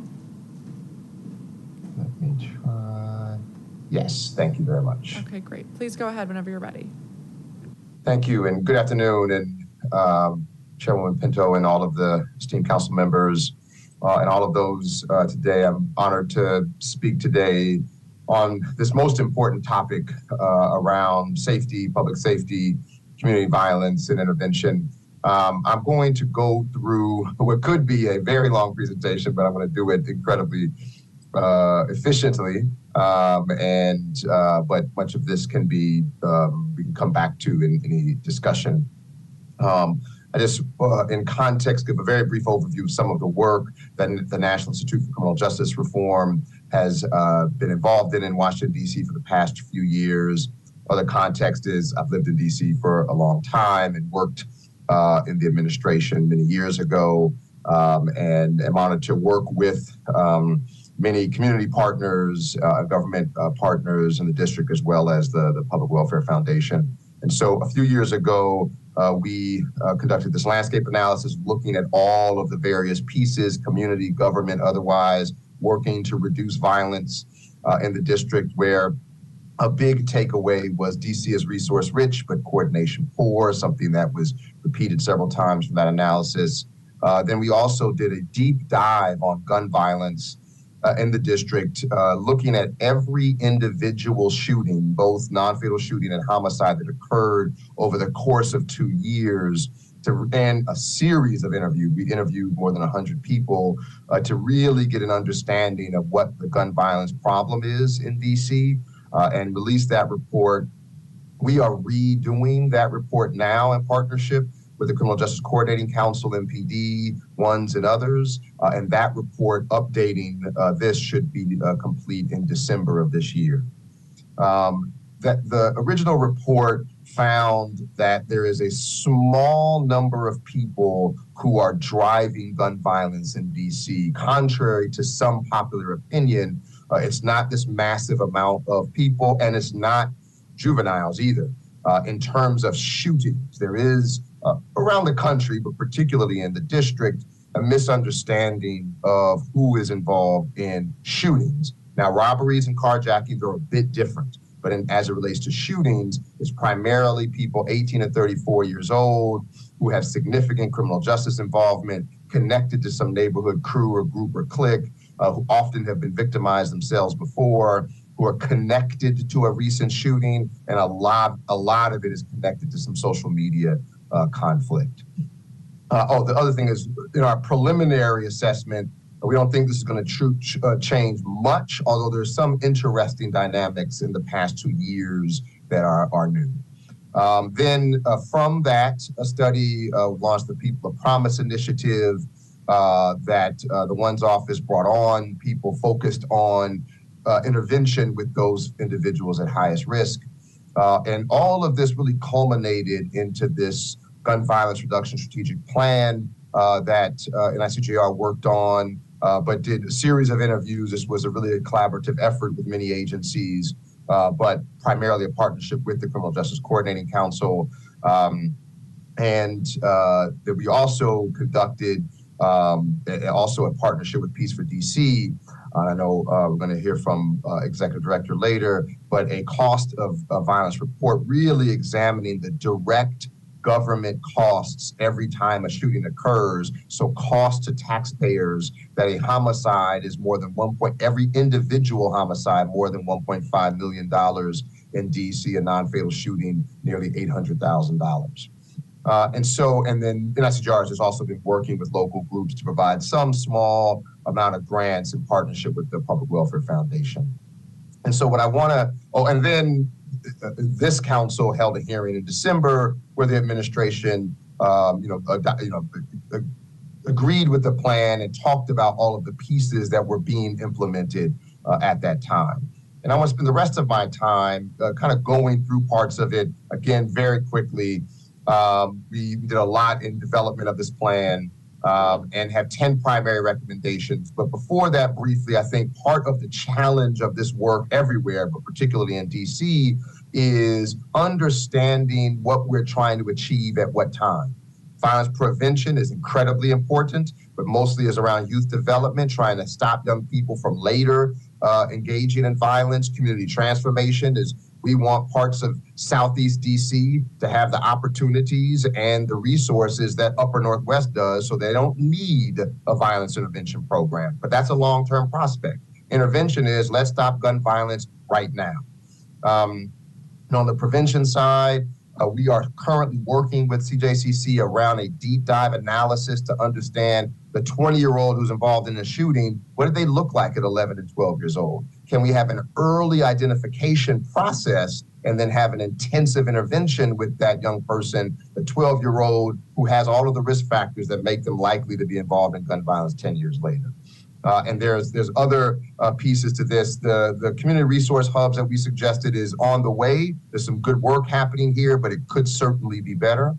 around intervention, which I'll spend really the rest of the time on, is really understanding who is at the heart of gun violence right now and how can we really focus efforts with those individuals. As I said earlier, the district is in somewhat of a good place of having a lot of resources. I would always argue for more, but having a lot of resources, but a real need for better coordination, for better management of both the resources, but also the organizations and the individuals focused on it, and having a city-wide strategic initiative where we're all working toward the same goal and we're managing toward those goals, where we have specific goals that we are managing toward. And I'll give examples of that. One of the parts that we're also recently met with the new police chief on is really standing up this regular shooting review to have real-time understanding of the individuals that we need to focus intervention efforts with. And then really increasing the number of violence interrupters and outreach workers and life coaches so we can really focus on this population better. And really, I would sum this up as specificity and intensity. This, for my experience and understanding the district, is what is missing the most as it pertains to intervention, not prevention or community transformation. Specifically focusing intervention efforts on those small number of individuals who are at the very highest risk of gun violence, and doing so in an intensive way, not seeing them once a week or once a month in the office, but talking with them every single day, seeing them 3 to 4 times a week in person, a life coach developing a close, a positive, a trusting relationship with them for 6, 12, 18 months.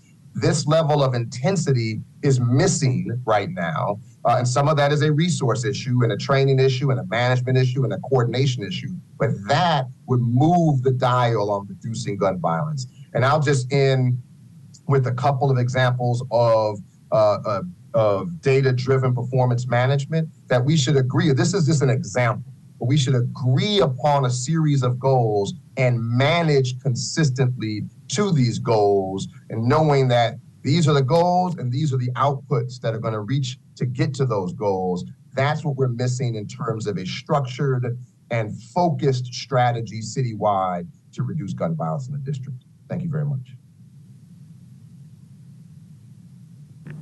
Thank you very much, Mr. Mohammed. And if I can just make sure that you submit that presentation to the committee, and I'll make sure to circulate that to members.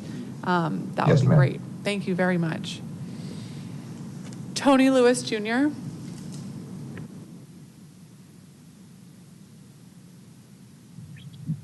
Good afternoon.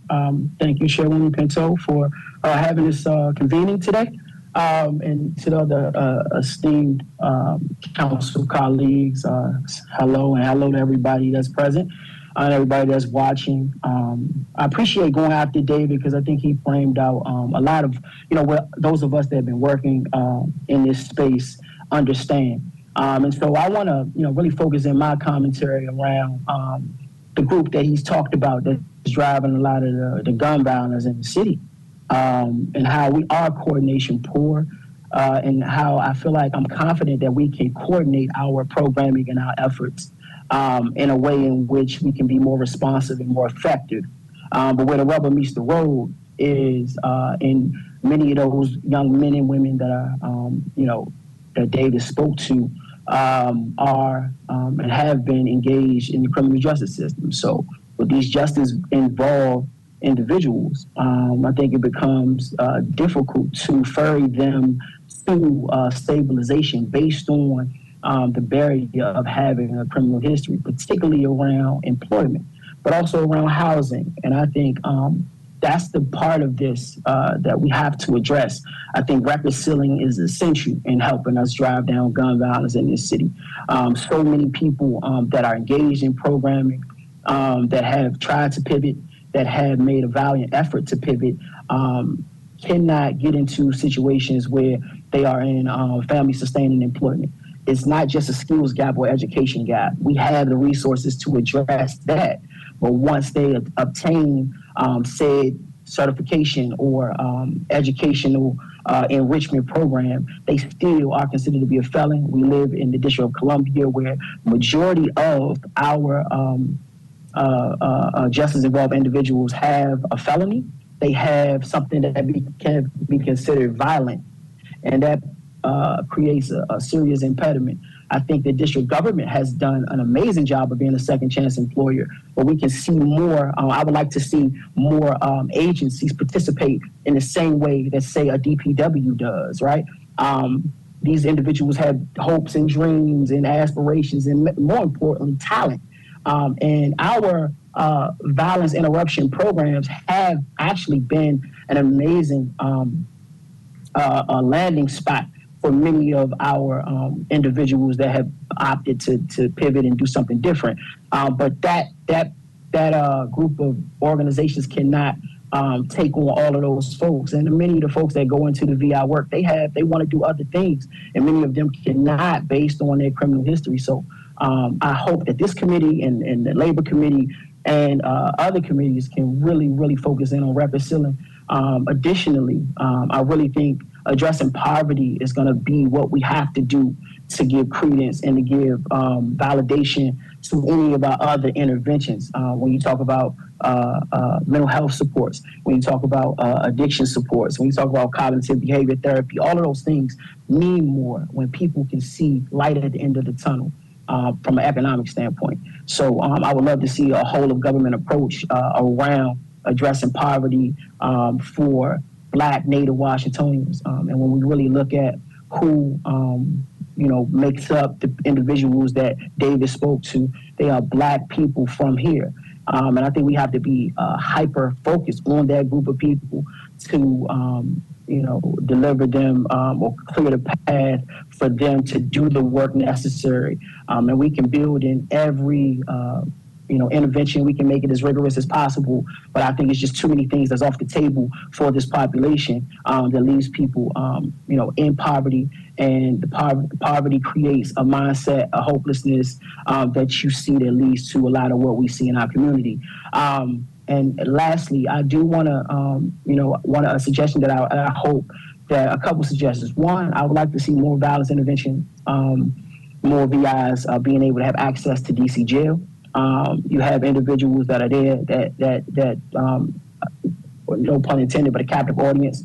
But then also I would like to see more VIs in our schools, not just on safe passages, but literally working in schools, helping to support teachers and administrators. I know that that's a gap that the VIs can fill. And then we have to do a better job of capturing not data from what's happening, but from what the VIs are preventing from happening. I think there's a lot of work that they aren't getting credit for, work that I'm aware of, work that I've been involved in. But we have to figure out, how do we truly tell the story of the work that's being done in our communities, and utilize those individuals that are doing this work to help that coordination that we spoke about. They should be the bridges to every program in the city addressing these things that we know that are important to the most fragile and at-risk populations. The VI should not be miffed or unaware of any program that's set to serve the communities that they work in.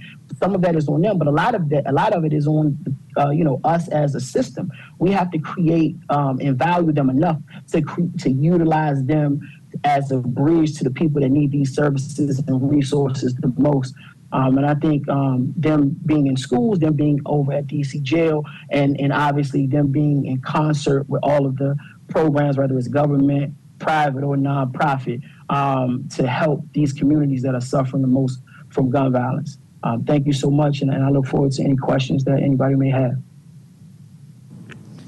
Thank you very much, Mr. Lewis. Next, we will hear from Pastor Delonte Golston from the Washington Interfaith Network.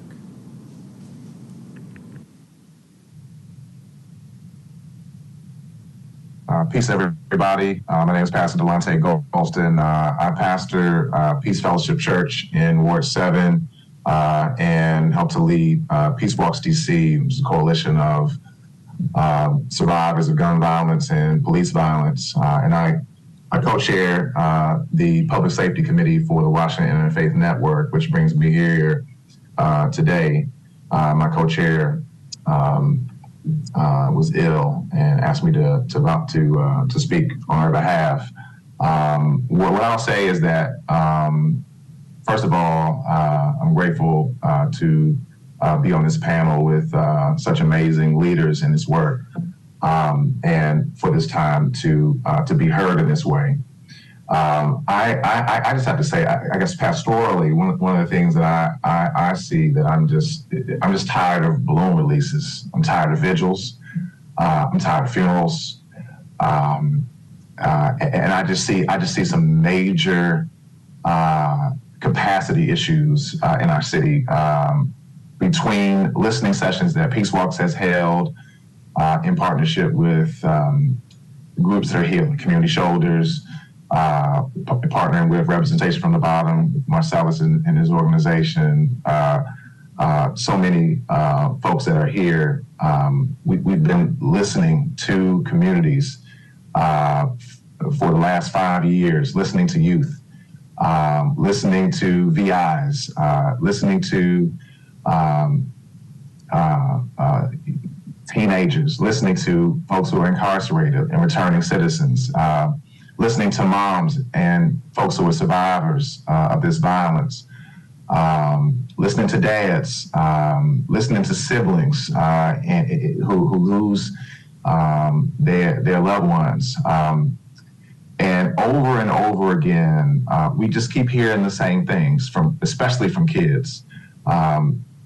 Kids are triggered and don't feel comfortable coming to school. Councilman Pinto, we met with you with some teenagers this last week, and what we heard from just that group of youth alone is that we have kids that are experiencing trauma triggers because they've been shot.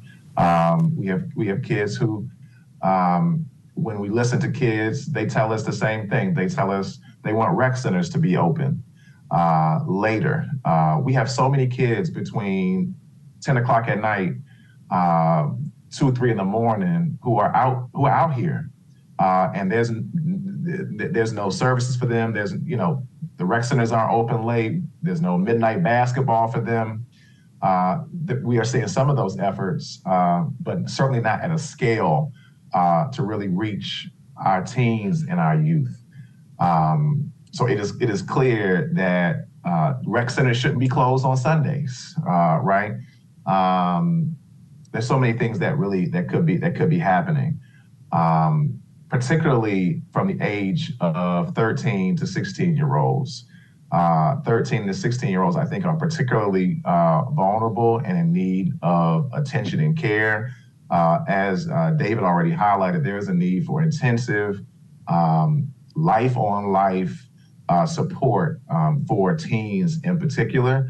But they also need jobs. When kids come into our office to talk and pastor, hey, I just robbed somebody on the metro. Well, what's going on? Well, moms didn't have enough money, so we didn't have money for rent.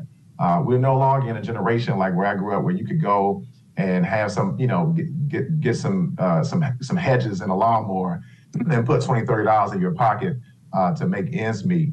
Our kids are growing up in a totally different environment, and I can't see for the life of me why there is not a vision for reimagining our DC YEP program, and why kids aren't able to leave school at 13, 14, 15, 16, especially that 13 through 16 age group. Why can't they leave school and be able to get a job with one of these many new businesses that are being opened in our city? There should be a pipeline, a clear pipeline for employment for teens throughout our city, so that our kids have what they need. Housing is a huge issue for youth. So many of our kids are experiencing homelessness at younger and younger ages and do not have a secure place to lay their head. They need beds. They need beds in not only homeless shelters, but they need a safe space for youth where they can come in, where they don't have to be justice impact. They shouldn't have to go to bars. We shouldn't have to wait until a kid has to go to bars who is under supervision to actually, be able to go to a safe spot where they can get counseling, where they can get mentoring, where they can play pool, be a kid. Especially our kids who are not in safe environments. There's a major need for our kids to be able to have a safe place to go.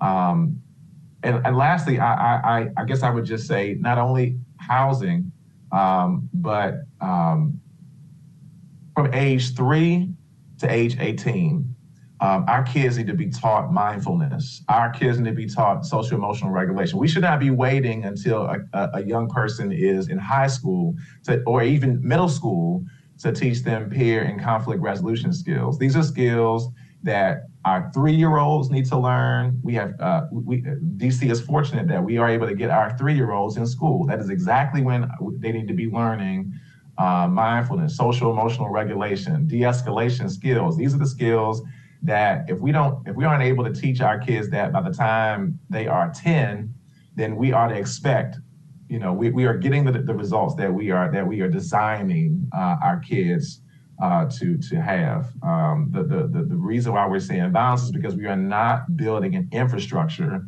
and a capacity around prevention and intervention. And so if we don't want to see balloon releases, vigils, funerals at the rate that we see them right now, my strong encouragement would be for us to build an ark. In the biblical story, there is an understanding that when the waters are rising, when there is a threat of the annihilation of our people, somebody has to build an ark. Somebody has to build an infrastructure. Somebody has to build an ark that is large enough that can hold the capacity of our people's pain and our people's healing.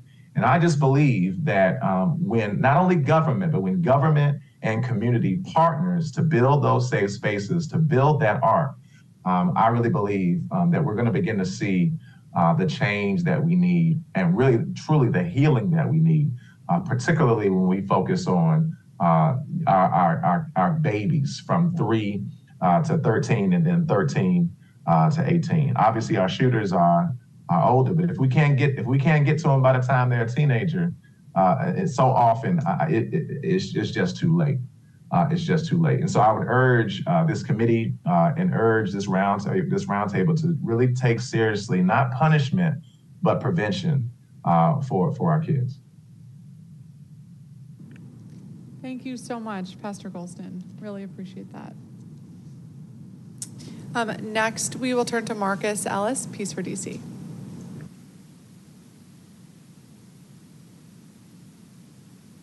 Be here today. Thank you for the invite. I don't have a prepared testimony, but what I would prefer to do is kind of take you all through a bit of a journey in my career.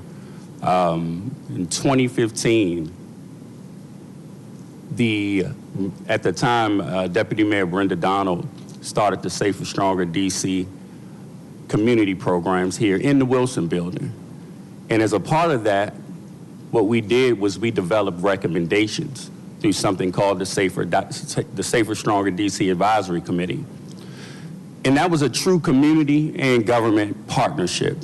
We had meetings twice a week, 2 hours a night, and we came up with over 60 recommendations that were then passed on, not just to the mayor's office, but at that time also shared with the council. What we didn't see, unfortunately, was that set of recommendations be fully implemented. Moving on throughout that process, we all know that Councilmember McDuffie introduced the NEAR Act, and the NEAR Act in turn birthed the Office of Neighborhood Safety and Engagement.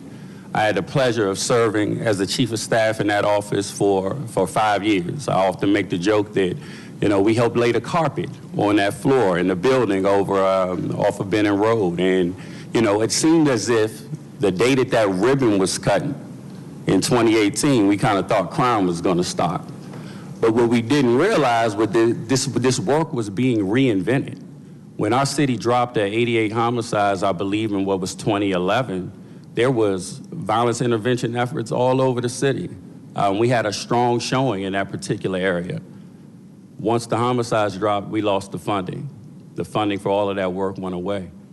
And unfortunately, we do know that a lot of our violence interrupters are from our returning citizen population, and they're doing major things to change the trajectory of their lives. But In 2011, when you take those jobs away and you take those opportunities away, oftentimes folks return to what it is they know. We often make this kind of point that, violence interruption, I believe Ms. Henderson, with a lot of other erratic comments made by her earlier, stated that violence interruption has been around since 2018 and the homicides are going up. Well, the police have been around for over 200 years, and do we say the same thing when we talk about that institution? We don't. We got to give this work time. We got to give it time to develop. I was in government, I should say, for 23 years. I worked under 4 mayors. I know that there's been a lot of opportunities. There have been a lot of plans. I appreciate what Mr. Muhammad shared earlier. But I do ask the question, with everything that he's going to see to you all in that entire plan that you did see, is it being implemented fully? We paid for that plan. He didn't do that voluntarily. He put a lot of work in. He's an expert. But where are we fully implementing that plan? I'm outside of government now. That's probably why I'm speaking like this, right? I'm now the executive director for Peace for DC. And at Peace for DC, we have a few things that we're doing. We're investing in these violence interrupters that all those accusations were made about earlier. We see their potential, we see their hope, we see their promise. We have data that can show you the number of times that violence interrupter stopped a crime from happening. We gloat about the homicide numbers being over 200. But when you have people that can go into neighborhoods and get someone to change their mind about using a gun, that's an expertise that most just do not have. There's a lot of data on that. It's readily available. It's on the CURE websites. It's on the WANDS websites. You got to look for it, but it's there. I mean, we look for the other data. We look for the negative data. Let's look for the positive as well. And so at Peace for DC, we're investing in our peacemakers. We're giving them the opportunity not just to learn their skill set, but we're giving them an opportunity to grow within it and figure out what that next is, just in case this funding does dry up. Let's make sure that we create some other opportunities. We're doing a thing that we also appreciate, that's a life transformation program. I'm happy to say that I authored the Pathways program within the Office of Neighborhood Safety and Engagement. And with some of our new opportunities, we're going to be taking a very similar program into communities that have been feuding with each other for several years now. And so, the last thing I want to offer, and I leave room for questioning, is just we have to be very careful with the rhetoric that's being spewed around our violence intervention work. Because we know we're in the fourth quarter. We can hear the change in the tone that's taking place. You gotta continue to get us a chance. And that means funding, that means support, that means showing up for it. That means the thankful conversation that I had with you, council member. You did take the time to have me to come to your office and explain the work and how it can work and how it can be implemented if we do it strategically and with data-driven approaches. So, in closing, and again, I look forward to our conversation, let's continue to believe in this work and give peace a chance in our city. Thank you. Thank you very much, Mr. Ellis.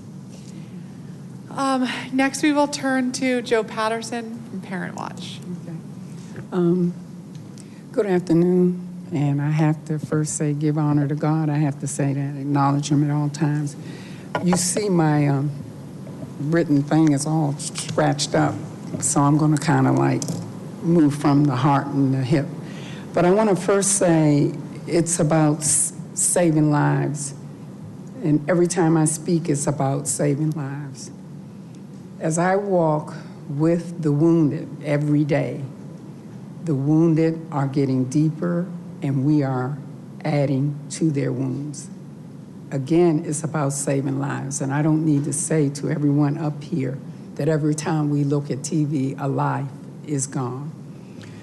So I hear us talking a lot about services not working. So I think that we have to be very honest, and candid, that we have to create an institution or a institute that really promotes working together, not just collaborative, not competing and complementing. And one of the things that we promote is Community Resource Referral Network Partnership, a team effect, collective, which means every fear faced, every challenge tackled. And that's how we're going to have to begin to move everyone in the room, everyone that is listening. We got to move in a collective base. And then with our government, we have to learn or practice, not learn, because I believe y'all know, we have to practice integrating the community work with institutional intellectual learned privilege, along with not creating new little words, peer specialists, and live the experience, and begin to recognize the intelligent in the room and the deliverables and the accomplishments. So now I'm just going to read what I first originally think, but going all the way back, Councilwoman Bonds said back in the day, and I'm not going to say my age, but really back in the day, the theme is heal a parent, heal a child, and heal a family. In 1976, and Chairman Mendelson, I think you were working for Jim Nathanson, we created a parent institute, a Bring a Parent Institute, in which we had a ribbon cutting by Chairman Clark. So I want people to remember this is not something new, and that when we begin to just work with what is real, it's important. So I'm going to read this in my thoughts when Evan first and the council invited me. It's good afternoon now. I thought it was morning, but thank you for all of the input. But I want to speak for the voices of the families that are not here. And sometimes these rooms are very uncomfortable for them, not because they're scared, but it's just uncomfortable because they have to deal with the daily reality. So my ask is when families are notified of a homicide, and I'll make sure everyone get a copy of this. I put in parentheses the Emmett Till's mother, if we remember and vision back to that. There should be a setup to see their loved one create in the medical examiners a review room for families, mothers and fathers, wife and next of kin or guardian. The why, as you notice, I put Till's mother in brackets. It's not fair that before anything, the rights of a family just for closure and human emotion should see the condition of their loved one before an autopsy. If they choose to, it is a human thing to do or to be granted to have that choice. In my years of the work, that has been the most shocking and anger process for a family, going through that experience. Secondly, is beginning in between, the after, the process of the investigation, MPD, detectives, service providers, OSBG, etc. There should be or create a handbook on the requirements, accountability, and responsibility, the conduct of the public safety officers and how to communicate with the families of the victim, perpetrators, or loved ones, families. This process can be degrading and unprofessional.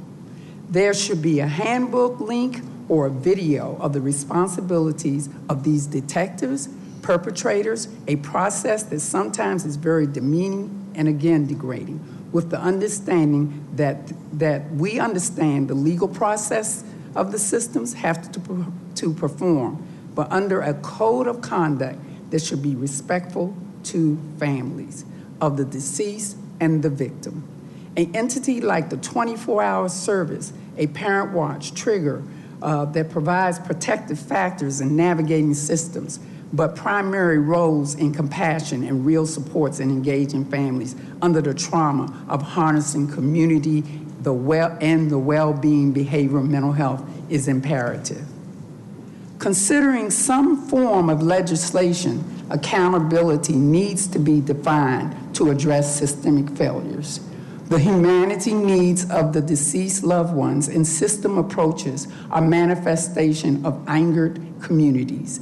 These conditions that are not treated by prevention, supportive providers because of a lack of funding, equity to these entities. That practice is balance reduction, compassion, guidance, liberated psychology, counseling, meditation, aromatherapy.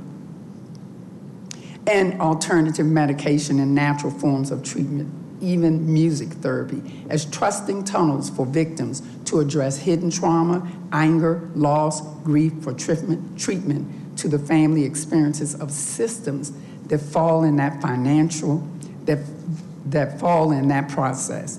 Lastly, safe moves. Safe moves. Are they safe moves? This process needs a joint collective approach. It needs better planning, financial security, orientation to family. What is a safe move? Educational supports for the children commuting to schools after these incidents, food stability for healthy eating, transporting, hotel management workshops on how to treat the families, and security checks. There needs to be a 24-hour emergency response team for the safe moves process with a trauma unit on site at designated safe space units to support the placement in, with ONES, OSBG, and all of those processes. You know, ONES, it's a 24-hour thing. And just like our absconder unit, it's a 24-hour thing.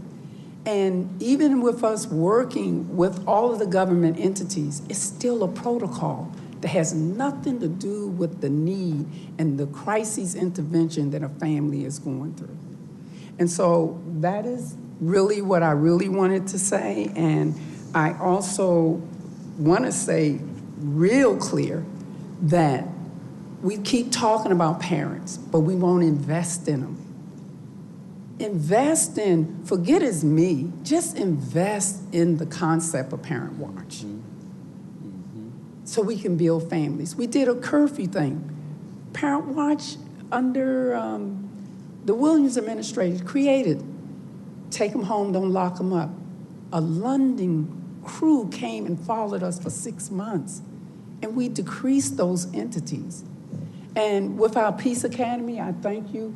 He has added family engagement. We got to have real family engagement. That's the beginning of decreasing the violence. Each family that experienced a killing, multiply that times 10. And that's how many people you have angry and upset and want to retaliate. So again, my end is, we got to learn to work with people whether we like them or not. We really do. We got to do this work, and we need to recognize the work that Parent Watch has done. Forget about Joe Patterson. Just leave me out of it. Parent Watch is there 24 hours. I think I page all of y'all all times a night. The deputy mayor, everyone. We got to integrate this work in writing, in legislation. So when I leave and someone else comes in with the work, forget the name, the work, the deliverables, and let's start talking about real accurate data and have more than just legislative people sitting at the table, have real lived experience sitting at that table to shape this legislation so funding can become equity. Thank you. Thank you very much. Jay Brown, Community Shoulders. Good morning. Good afternoon. Ms. Bonds, can you tell me what your email address is? I certainly can. Bonds, BONDS, at dccouncil.gov, G-O-V. Check your email from 2020, 21, 22, 23. I got it. Community Shoulders. Don't do that.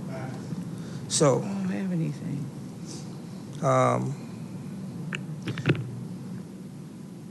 Peace can't be scheduled. We can't schedule it with the insurance. It can't be locked into grant stipulations. So there's a lot of grants that are out here for violence interruption work, but they lock the efforts into grant stipulation, meaning that there's things that are seen, there's things that need to be addressed, but they can't because they're not in that stipulation. Peace cannot be addressed with political agendas. We're here, we're gathered We want to focus on work that needs to be done. We don't want this to be a box that you check off just to say you did this or you talked to these people and moving forward. And if I'm dealing with reality, capacity building, there's nobody, not one person, not one organization in this room that can stop the violence that we're dealing with now. That's the reality that we're dealing with. And if they say they are or they can, they're lying. But we can, together, stop the violence in this community. And I want to get away, me personally, they can speak for themselves. I don't like the terminology violence interrupters because it's not always inclusive, right? So when we talk about social impact consultants, where it can be inclusive, so this room will not only be full of African American people, but some of your Caucasian people and some of the Hispanic community members, so we can be inclusive because trust and believe, crime pays. And there's a lot of people in this city that's getting paid this job security for them. We're not the only ones that are committing crimes. We're the only ones being targeted for committing crimes. And we start focusing on getting agendas addressed, resolving quality of life issues in our community. That's going to take all 700,000 of us. That's what we need to do collectively. If you want to talk about accountability in our community when it comes to violence interruption and pots of money, let's do an invoice-based system. So if any individual that's out there in the community, they have a referral, we build a referral system like we talked about before. We build a referral system, and if you come across somebody who has a concern or an issue that needs to be addressed, you put it in. And everybody in here has the obligation to respond to it. Either you can address it or you can't address it. And if you can't address it, what are the resources that you need to address it? Then you'll see who's doing what and when they're doing it and how they're doing it. And furthermore, we're not looking at the resiliency of the people in our community. And when we talk about violence interruption, we're not including all the resilient people who have beautiful ideas and beautiful minds and bring beautiful solutions to our community, right? Somebody, I just asked him out in the hallway, I just told the young lady, the Miss Lady, whatever, I don't want to be disrespectful, but I just told her in the community shoulder is not seeking funding. Right? What we do is we take and go into the community and we empower other people who have ideas to get resources for the things that they need. So if I'm around Mayfair, and there's a tennis association or some family members, community members who know exactly what that community needs, my goal is to sit there and try to help them get the grant money for what they need because it'll be more impactful because it's coming from them. It's more sustainable. It's consistent. And they can see these things every day and they can bring these referrals back and say, hey, this kid right here, he's doing such and such. We don't have to assume anything because guess what? She knows Joe Blow. And this is what is really going on. Not only with Joe Blow here, but Joe Blow's family. And we can get real-time information and get real help and real solutions. I worked with juveniles since 1989. Right? And I worked in the mental health field for 20 years. We have to be careful playing these games with trauma. Ever since grant money's been given out for trauma, people have been talking about their trauma-informed this, their trauma-informed training. They're playing with fire. Some of these trauma issues take a lifetime, and some of these people are not committed to that. They're committed until that grant money's gone. We got to stop playing with that. The mental health is very serious, and if you don't have a situation set up or put in place for these people to deal with these issues for a lifetime, stop funding them because they're playing with people's lives. Until that money going out, then they be like, you know what I'm saying? Oh, well, we're moving on to the next one. That's it. We have to be real with what we're doing. We have to work with in our capacity. We have to build capacity, and we have to work realistically with the whole community, the entire community, not just this group of black people that's in this room, but we need them people from the Palisades to support these efforts. We need them people from Ward 4. We need them people on Mary Bowers' block to help and support these efforts. This is what we need. We need the whole city, not just this group of black individuals that's in here. they need support just as well. They need to be supported as well. Go ahead, Ann, you got 2 minutes. Well, thank you very much, Mr. Brown. I'm sure we'll have some questions and we'll come back. I do want to remind everybody testifying, I think this is really important. We have a great deal of respect for all who come to this committee to testify, and I think it's important that we are also respectful to our colleagues who are Do you sitting feel like here. I was being disrespectful because I asked every for an single email day. address?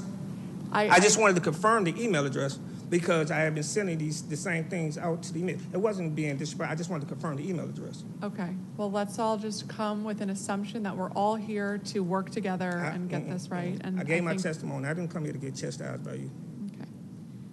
We're gonna now turn to Dwayne Falwell from Together We Rise.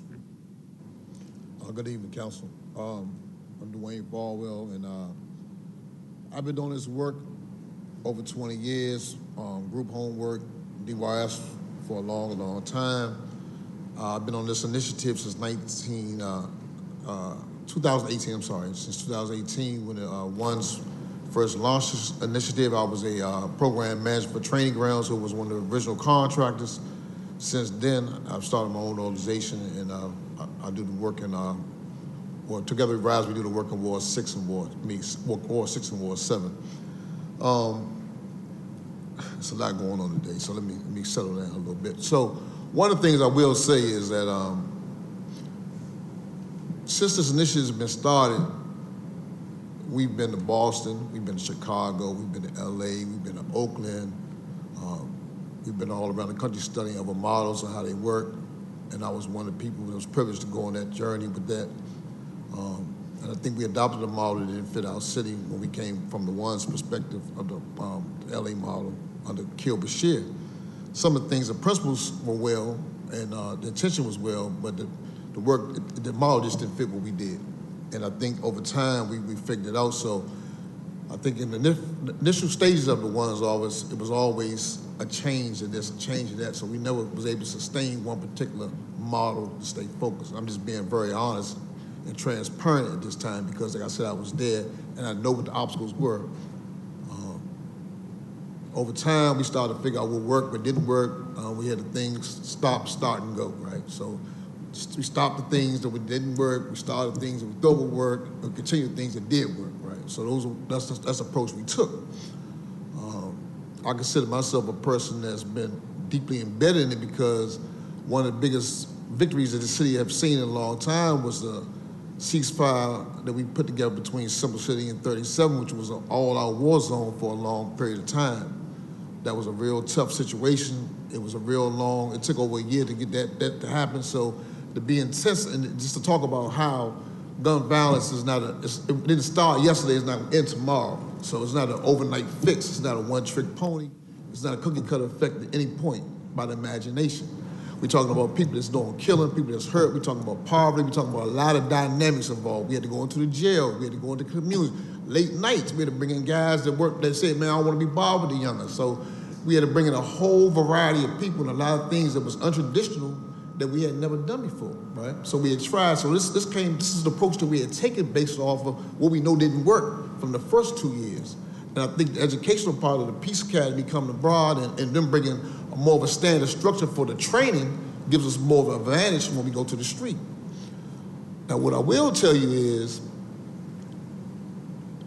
what I've heard today from Ms. Henderson was very disrespectful when she talked about the drug center of these guys, because I'm gonna tell you, my guys been with me since 2018. I have no turnover ratio in my community. My guys have learned, these guys are transformed, and these were some of the same guys who were just this close to being the guys they work with in the street every single day, right? What I do know is, without compensation, they could be those same guys again, right? And so, you know, I think what Jay Brown just said about the community approach and everybody helping, it's not just us, because let me tell you, so we are understaffed. I have a community, I have 8 communities, right? And in 8 communities, I got 2 VIs to a community. I go from 15th Street to Pinnacle Rosedale, all the way to 18th and D Street with 2 guys. I got Mayfair and Paradise with 2 guys. I got Southwest with 2 guys, right? Kenilworth with 2 guys. Lincoln Heights and Clay Terrace, 2 guys and a female and a guy, and what? That's dedicated to their community, that love their community, and we get results. It's in the school, getting these guys enrolled in school. Senator Keller Miller every day. I got a call this morning about a threat to blow up the school this morning, right? And my guys, they don't come on at 2 o'clock. They was at the school 8 this morning. When that was a situation, the dedication, they not getting overtime, they not getting paid for that. Contrary to what people might believe, but they love their community, right? And they feel like it's already being taken from them anyway. That's how they feel. But they fighting every chance to get the better out of these young men and young women in their community. You would think that if services come to certain communities, they would be willing to accept and take it.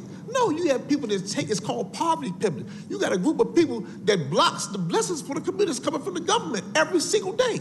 We had to fight to get in Clay Terrace and League Heights. The resident council fought us to help the people. This is the type of stuff that we deal with. It's not just about the violent intervention and the killing. It's a whole culture of people that just complacent in the ways, and they used to what they see. In Southwest and Ward 6, I have a working group that we started with a whole community of people with a lot of resources. Southwest Bid, the stadium, the football team, Audi, all these resources right there. Every single day, I meet with John, people from the councilman's office. I mean, it's a group of people that care about their community from the stakeholder standpoint, right? And some of my community stakeholders don't come out. They don't support, but they complain. They call and tell you what they don't see, right? But what you gonna see with that curve violence, we don't stand on the street with a bunch of these guys. We only got 2 people to a community. So you're not gonna see that. You're gonna see guys that's engaged with individuals on a one-on-one basis that know who those guys are. When we had the Fox 5 days, we had the guy Ward, these guys are down in jail. We would deal with these guys one-on-one and letting them know what happened to them was gonna happen to them. Cruddy Murder and these other guys that's in these communities that we deal with every day, we talk to these guys, we had them in the studio, working on a one-on-one. Not enough resources. And they all in jail facing the RICO Act. But we know what the problem is, we just don't have all the resources to solve it. We fight every single day. We talk to them every day. They see it on the video, the police see it, everybody see it, the community know. Everybody in the community know who's doing what. It's not a secret. It's a matter how you change the trajectory, right? It's a community approach. The police can't do it by themselves. We can't do it by ourselves. It's got to be a community effort. Without that, we just chase our tails. I'll leave it at that because I just think that I'm being very transparent, and like I said, I've been doing it a long time. I understand it. I consider myself an expert in the work. I understand community. I used to be part of the problem, and I've been, I used to have a sports bar on H Street. I had a Chairwoman Field, a halftime sports bar, and I gave up all that to go and fight back for my community because I felt like I was part of the problem. I felt obligated to try to be part of the solution. I don't make a lot of money doing this. I made more money doing that. But my life wasn't fulfilled. When I saw the community was hurting, I wanted to get out there and fight. And that's what I've been doing. And my team fights with me. We all for one and one for all. I'm not an executive director that sits in the office. I'm on the street with my team every single day. And you'll see me at one of these communities, I guarantee you. I'll end it at that. Thank you. Thank you so much, Mr. Falwell, for your testimony and for the important work that you do every day. Appreciate that. Thank you all for being here and sharing. We're going to try to do things a little bit differently. We'll see how it goes. We're going to do 10-minute rounds for council members, but as we ask questions, if a panelist wants to get in the conversation, please feel free. And if there's a conversation that another colleague wants to get in on or ask a follow-up question, also feel free. So I want to start with you, Mr. Brown, in this conversation of a resource hub, of a referral system that you've been advocating for. And I think it's a great idea to make sure that we're being responsive as a government to what people's needs are. The city administrator announced this morning that today the executive was rolling out what they're calling a warm line, a 211 referral system, so that parents and families can call. They'll get back to them within 2 business days, they say, and try to triage what some of the needs are. So I'm wondering if you have a response to that announcement and ways that we can work with the executive to ensure that rollout is as strong as possible. It's important. It's important to have the voices heard from the community. The 211 system, this is the first I'm hearing of it, so I'm not really, I can't speak on something I just heard of. But it's very important to get all the voices that you can from the community. We can't miss a story. And every time something happens in our community, we think it's spontaneous, but it's a story behind it, and we had to get to those stories first. So it's important to build our network. It's important to build our capacity. It's important to have every voice be heard, and that through that referral system. So the government will also be a part of the individuals who receive those referrals, and I would like to do it in real time. I think, if I'm not, didn't the one's office have something like that set up before? Right, so I believe the one's office had something set up like that before. I'm not sure if it was the information just going through the one's office, but this situation would be empowered community members who have access to help their neighbors. Everybody's business isn't, you got to also respect people and protect their dignity. They don't want to share everything with everybody. So if I'm in a community, say Dwayne is in a community, and he knows, I always say Joe Blow. He knows Joe Blow. Joe Blow might want to share information with Dwayne, but Dwayne might not have those resources. Dwayne should be able to type those resources in, not in this role right here. I'm sorry, don't touch you. Not in this role right here, but just as a citizen. And that person gets that, boom. Councilman Parker, he can jump in and say, hey, my office can do this. Lindsay Apaya, she can say, my office can do this. But we need real-time help because you can't schedule peace. You can't get back to me in 2 days or in 3 days. We need real-time situations because this got to look at it like Hurricane Katrina. People are drowning. This is a crisis, and it's going to take a city effort. And if I'm making sense about this situation, I'm saving all the people who have already invested in this work, and expanding it. You know what I'm saying, to include members of the community that that can sustain the work in a consistent and real-time way. Thank you very much. And Mama Jo, as we think about that balance of preserving people's dignity and privacy, but also making sure that the information is being received in real time, how can that balance be incorporated into something like this referral system? I'm automatically going to say the referral system. Just make sure your mic's on. The referral system needs to be independent and a trusting tunnel. And mainly because there's so many constraints when it's driven by government. So when you create this community resource network referral partnership, and as you were saying, Mr. Brown, the trust, and even with the one's office, even though, I mean, no, I'm talking, well, forgive me, Lord Jesus. But no, you were there when these experiences happened. The ones can't respond to everything because of the distrust, or any government entity. The same thing is when we put our peers in the government, the families become untrusting. We have to do this integrated work, Councilmember Pinto, and create trusting tunnels and trust the partnership. And if you want to put in accountability, fine. Because at the end of the day, when McFadden, he tried to get to a family, he couldn't get to the family. Parent Watch did it and everything went smooth. It's many people that are a Parent Watch. You, Peace Academy, and all of us that can you gotta trust our process. And it's just like Georgetown, we've created that liberated psychology. And I think you said cut and paste. We did a piece quite a long time ago, Chairman Mendelson was there, where we whited out 100 IEPs of Black boys. And when they whited out the name, every evaluation was the same for every Black boy. So let's establish this community resource referral network partnership with a team effect approach to stop the competitiveness and we become one. Collaboration, that's just a buzzword. Trauma-informed care is just another buzzword.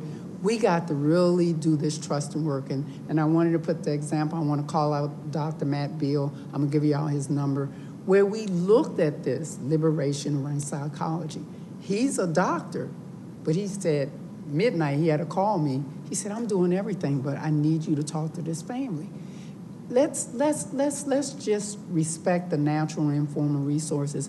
And the word poverty, me being trained by the community, they're not in poverty because those conditions are part of our life, but they do experience poverty of the spirit.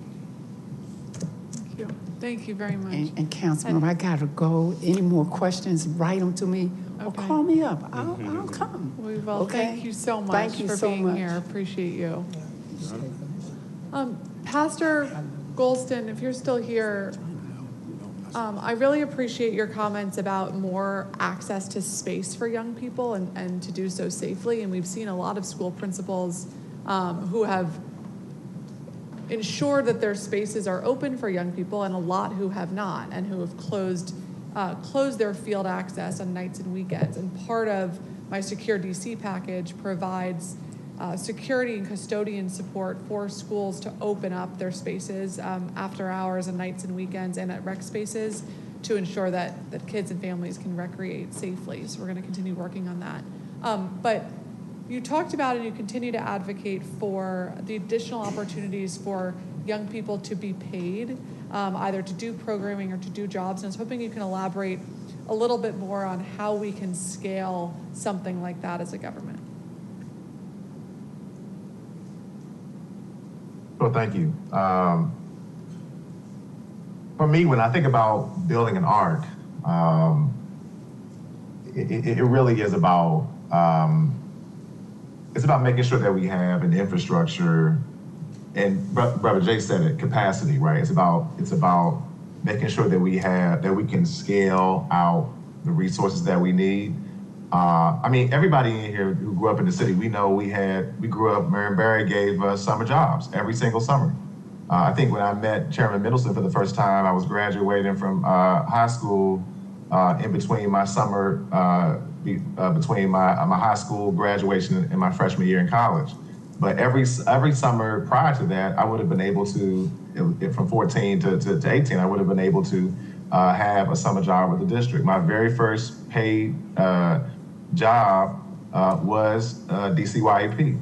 And so what does it mean for us as a city to have a vision for being able to, when a kid gets out of school at 3:30, why shouldn't they be able to get on a DC Connect van and go to their job site from 3:30 until 6?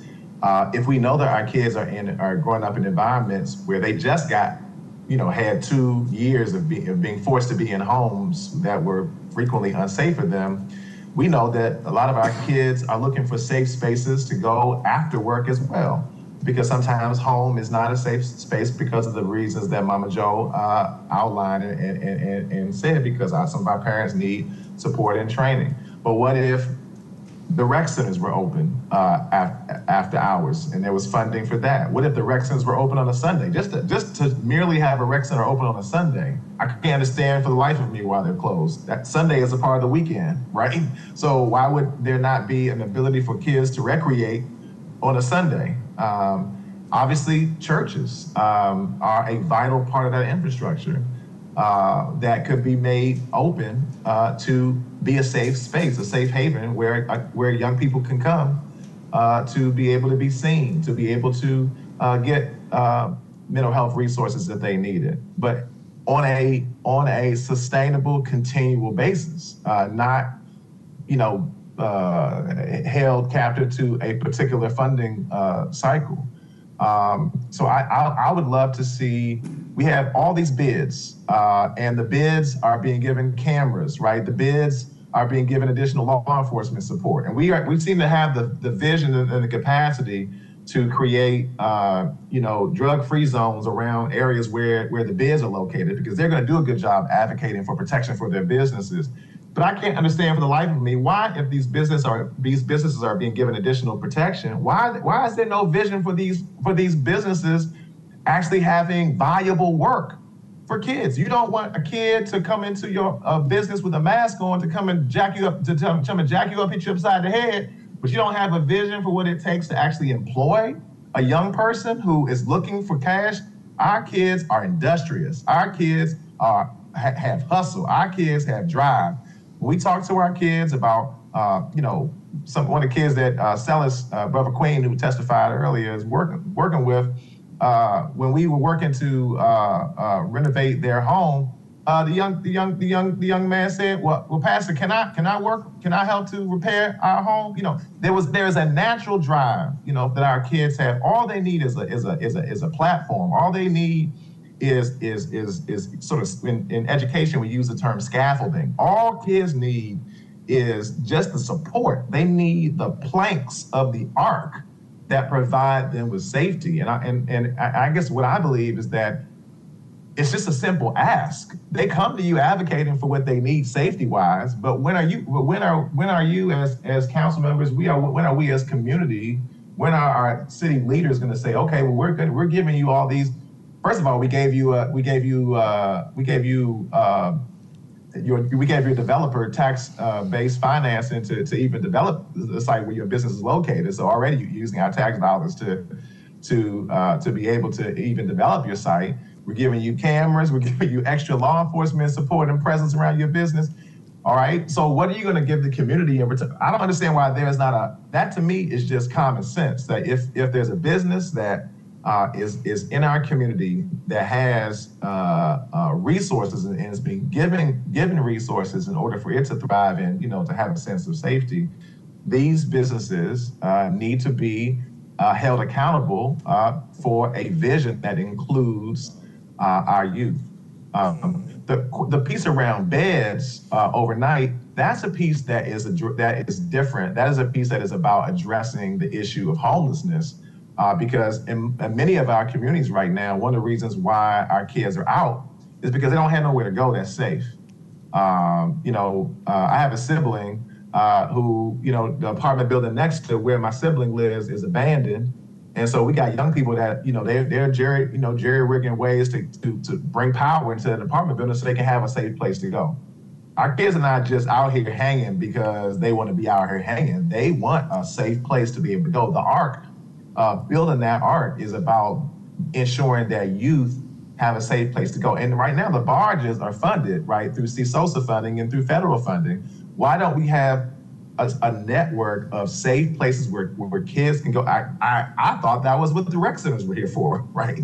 But where is the vision for a safe place where they can have a place that they can have a bed overnight, play pool, play video games, get therapy, get job skills training, have a pipeline? We should not have to wait for a kid to have to be in pathways. By the time somebody's in pathways, they're tier one, individuals. They are, they've already done stuff and are obviously at an extremely high risk of doing something again.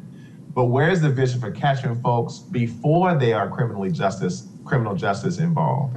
Right? A lot of our families are being told, I'm sorry, we don't have anything for you because your kid is not involved. Your kid is not under supervision. Mm-hmm. I'm sorry, we don't have any services for you because your kid hasn't been arrested yet. But yet, we know that a lot of our kids who are engaged in carjackings, shootings, they may not have been caught, but they're living in extreme.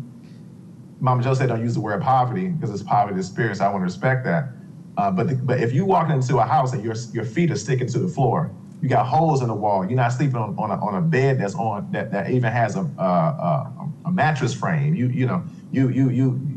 come on, y'all. I mean, the material conditions of many of our teens puts them in such a desperate place where it's not that you want to condone what they're doing, but you certainly begin to understand. And Jay has been talking for years, and many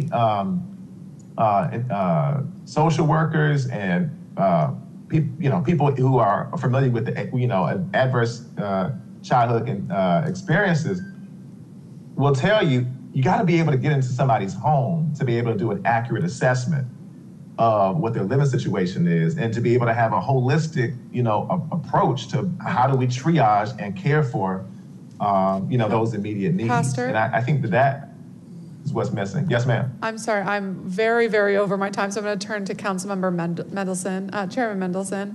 But thank you so much for all of those thoughts. Absolutely. Absolutely.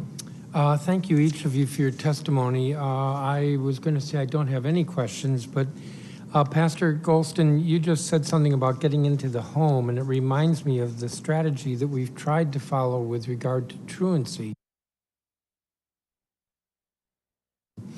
And that is for kids 13 and under who are of an age that Child and Family Services Agency could have jurisdiction. They're supposed to do not a formal investigation, but a sort of a quick look at the individual student's home if they're missing a lot of school. I think it's 10 days or more, unexcused absences. The idea being that we get some individuals who have some expertise in children and child welfare to take a quick look and see if there's something in the home that can be addressed.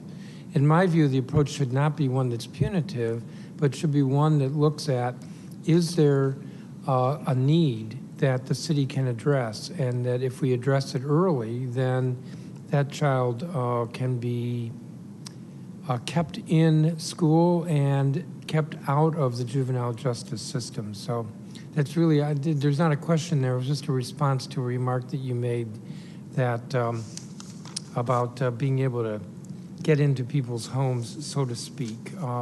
The way I just said that sounds intrusive, and I know you didn't mean it that way. But I don't have questions for anyone. I want to thank all of the witnesses. Your testimony has been very helpful.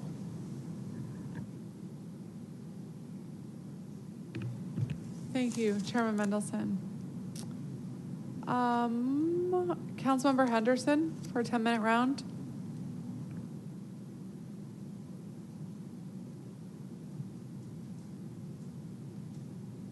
Thank you, Chair Pinto, and good afternoon, everyone. Apologies, I missed part of your testimony. I was at the opening of the new Stabilization and Sobering Center in Ward 6, but hearing a little bit of the back and forth between the two, and then also, knowing some of you who have testified before, I do have a couple of questions. Pastor Golston, you talked very passionately about wanting to see the record centers open more and just other places for young people to be able to go that are safe. What would you say to the critics who suggest that, we have quite a bit of programming through DPR and other programs, but that the young people for whom we are trying to reach or track or target aren't the ones who are showing up to some of these programs?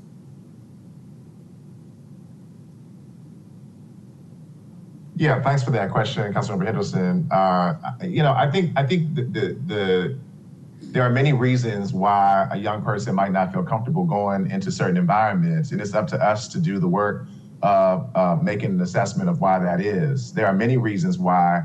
For one example, just thinking about Simple City as one example. They have the Ridge Rec Center that's near them, but they have, in order to get there, they have to cross through a different neighborhood that they're beefing with in order to get there.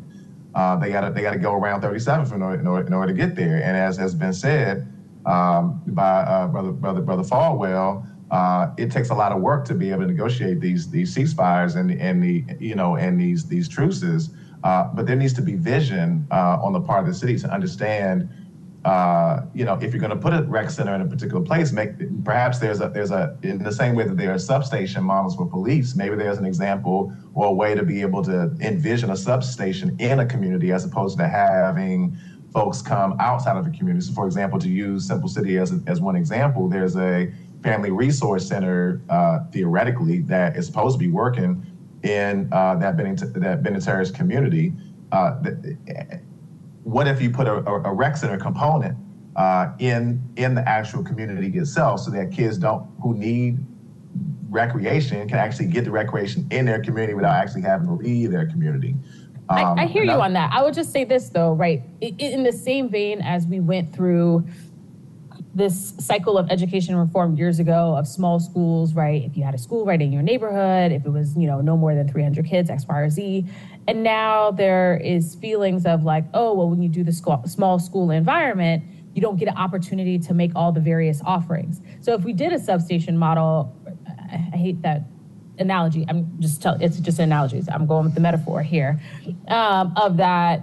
Wouldn't we get the criticism of, well, you only had basketball and they're interested in soccer, or there wasn't gymnastics here, there was only video games, right? Like when you start to break it out, and I'm just trying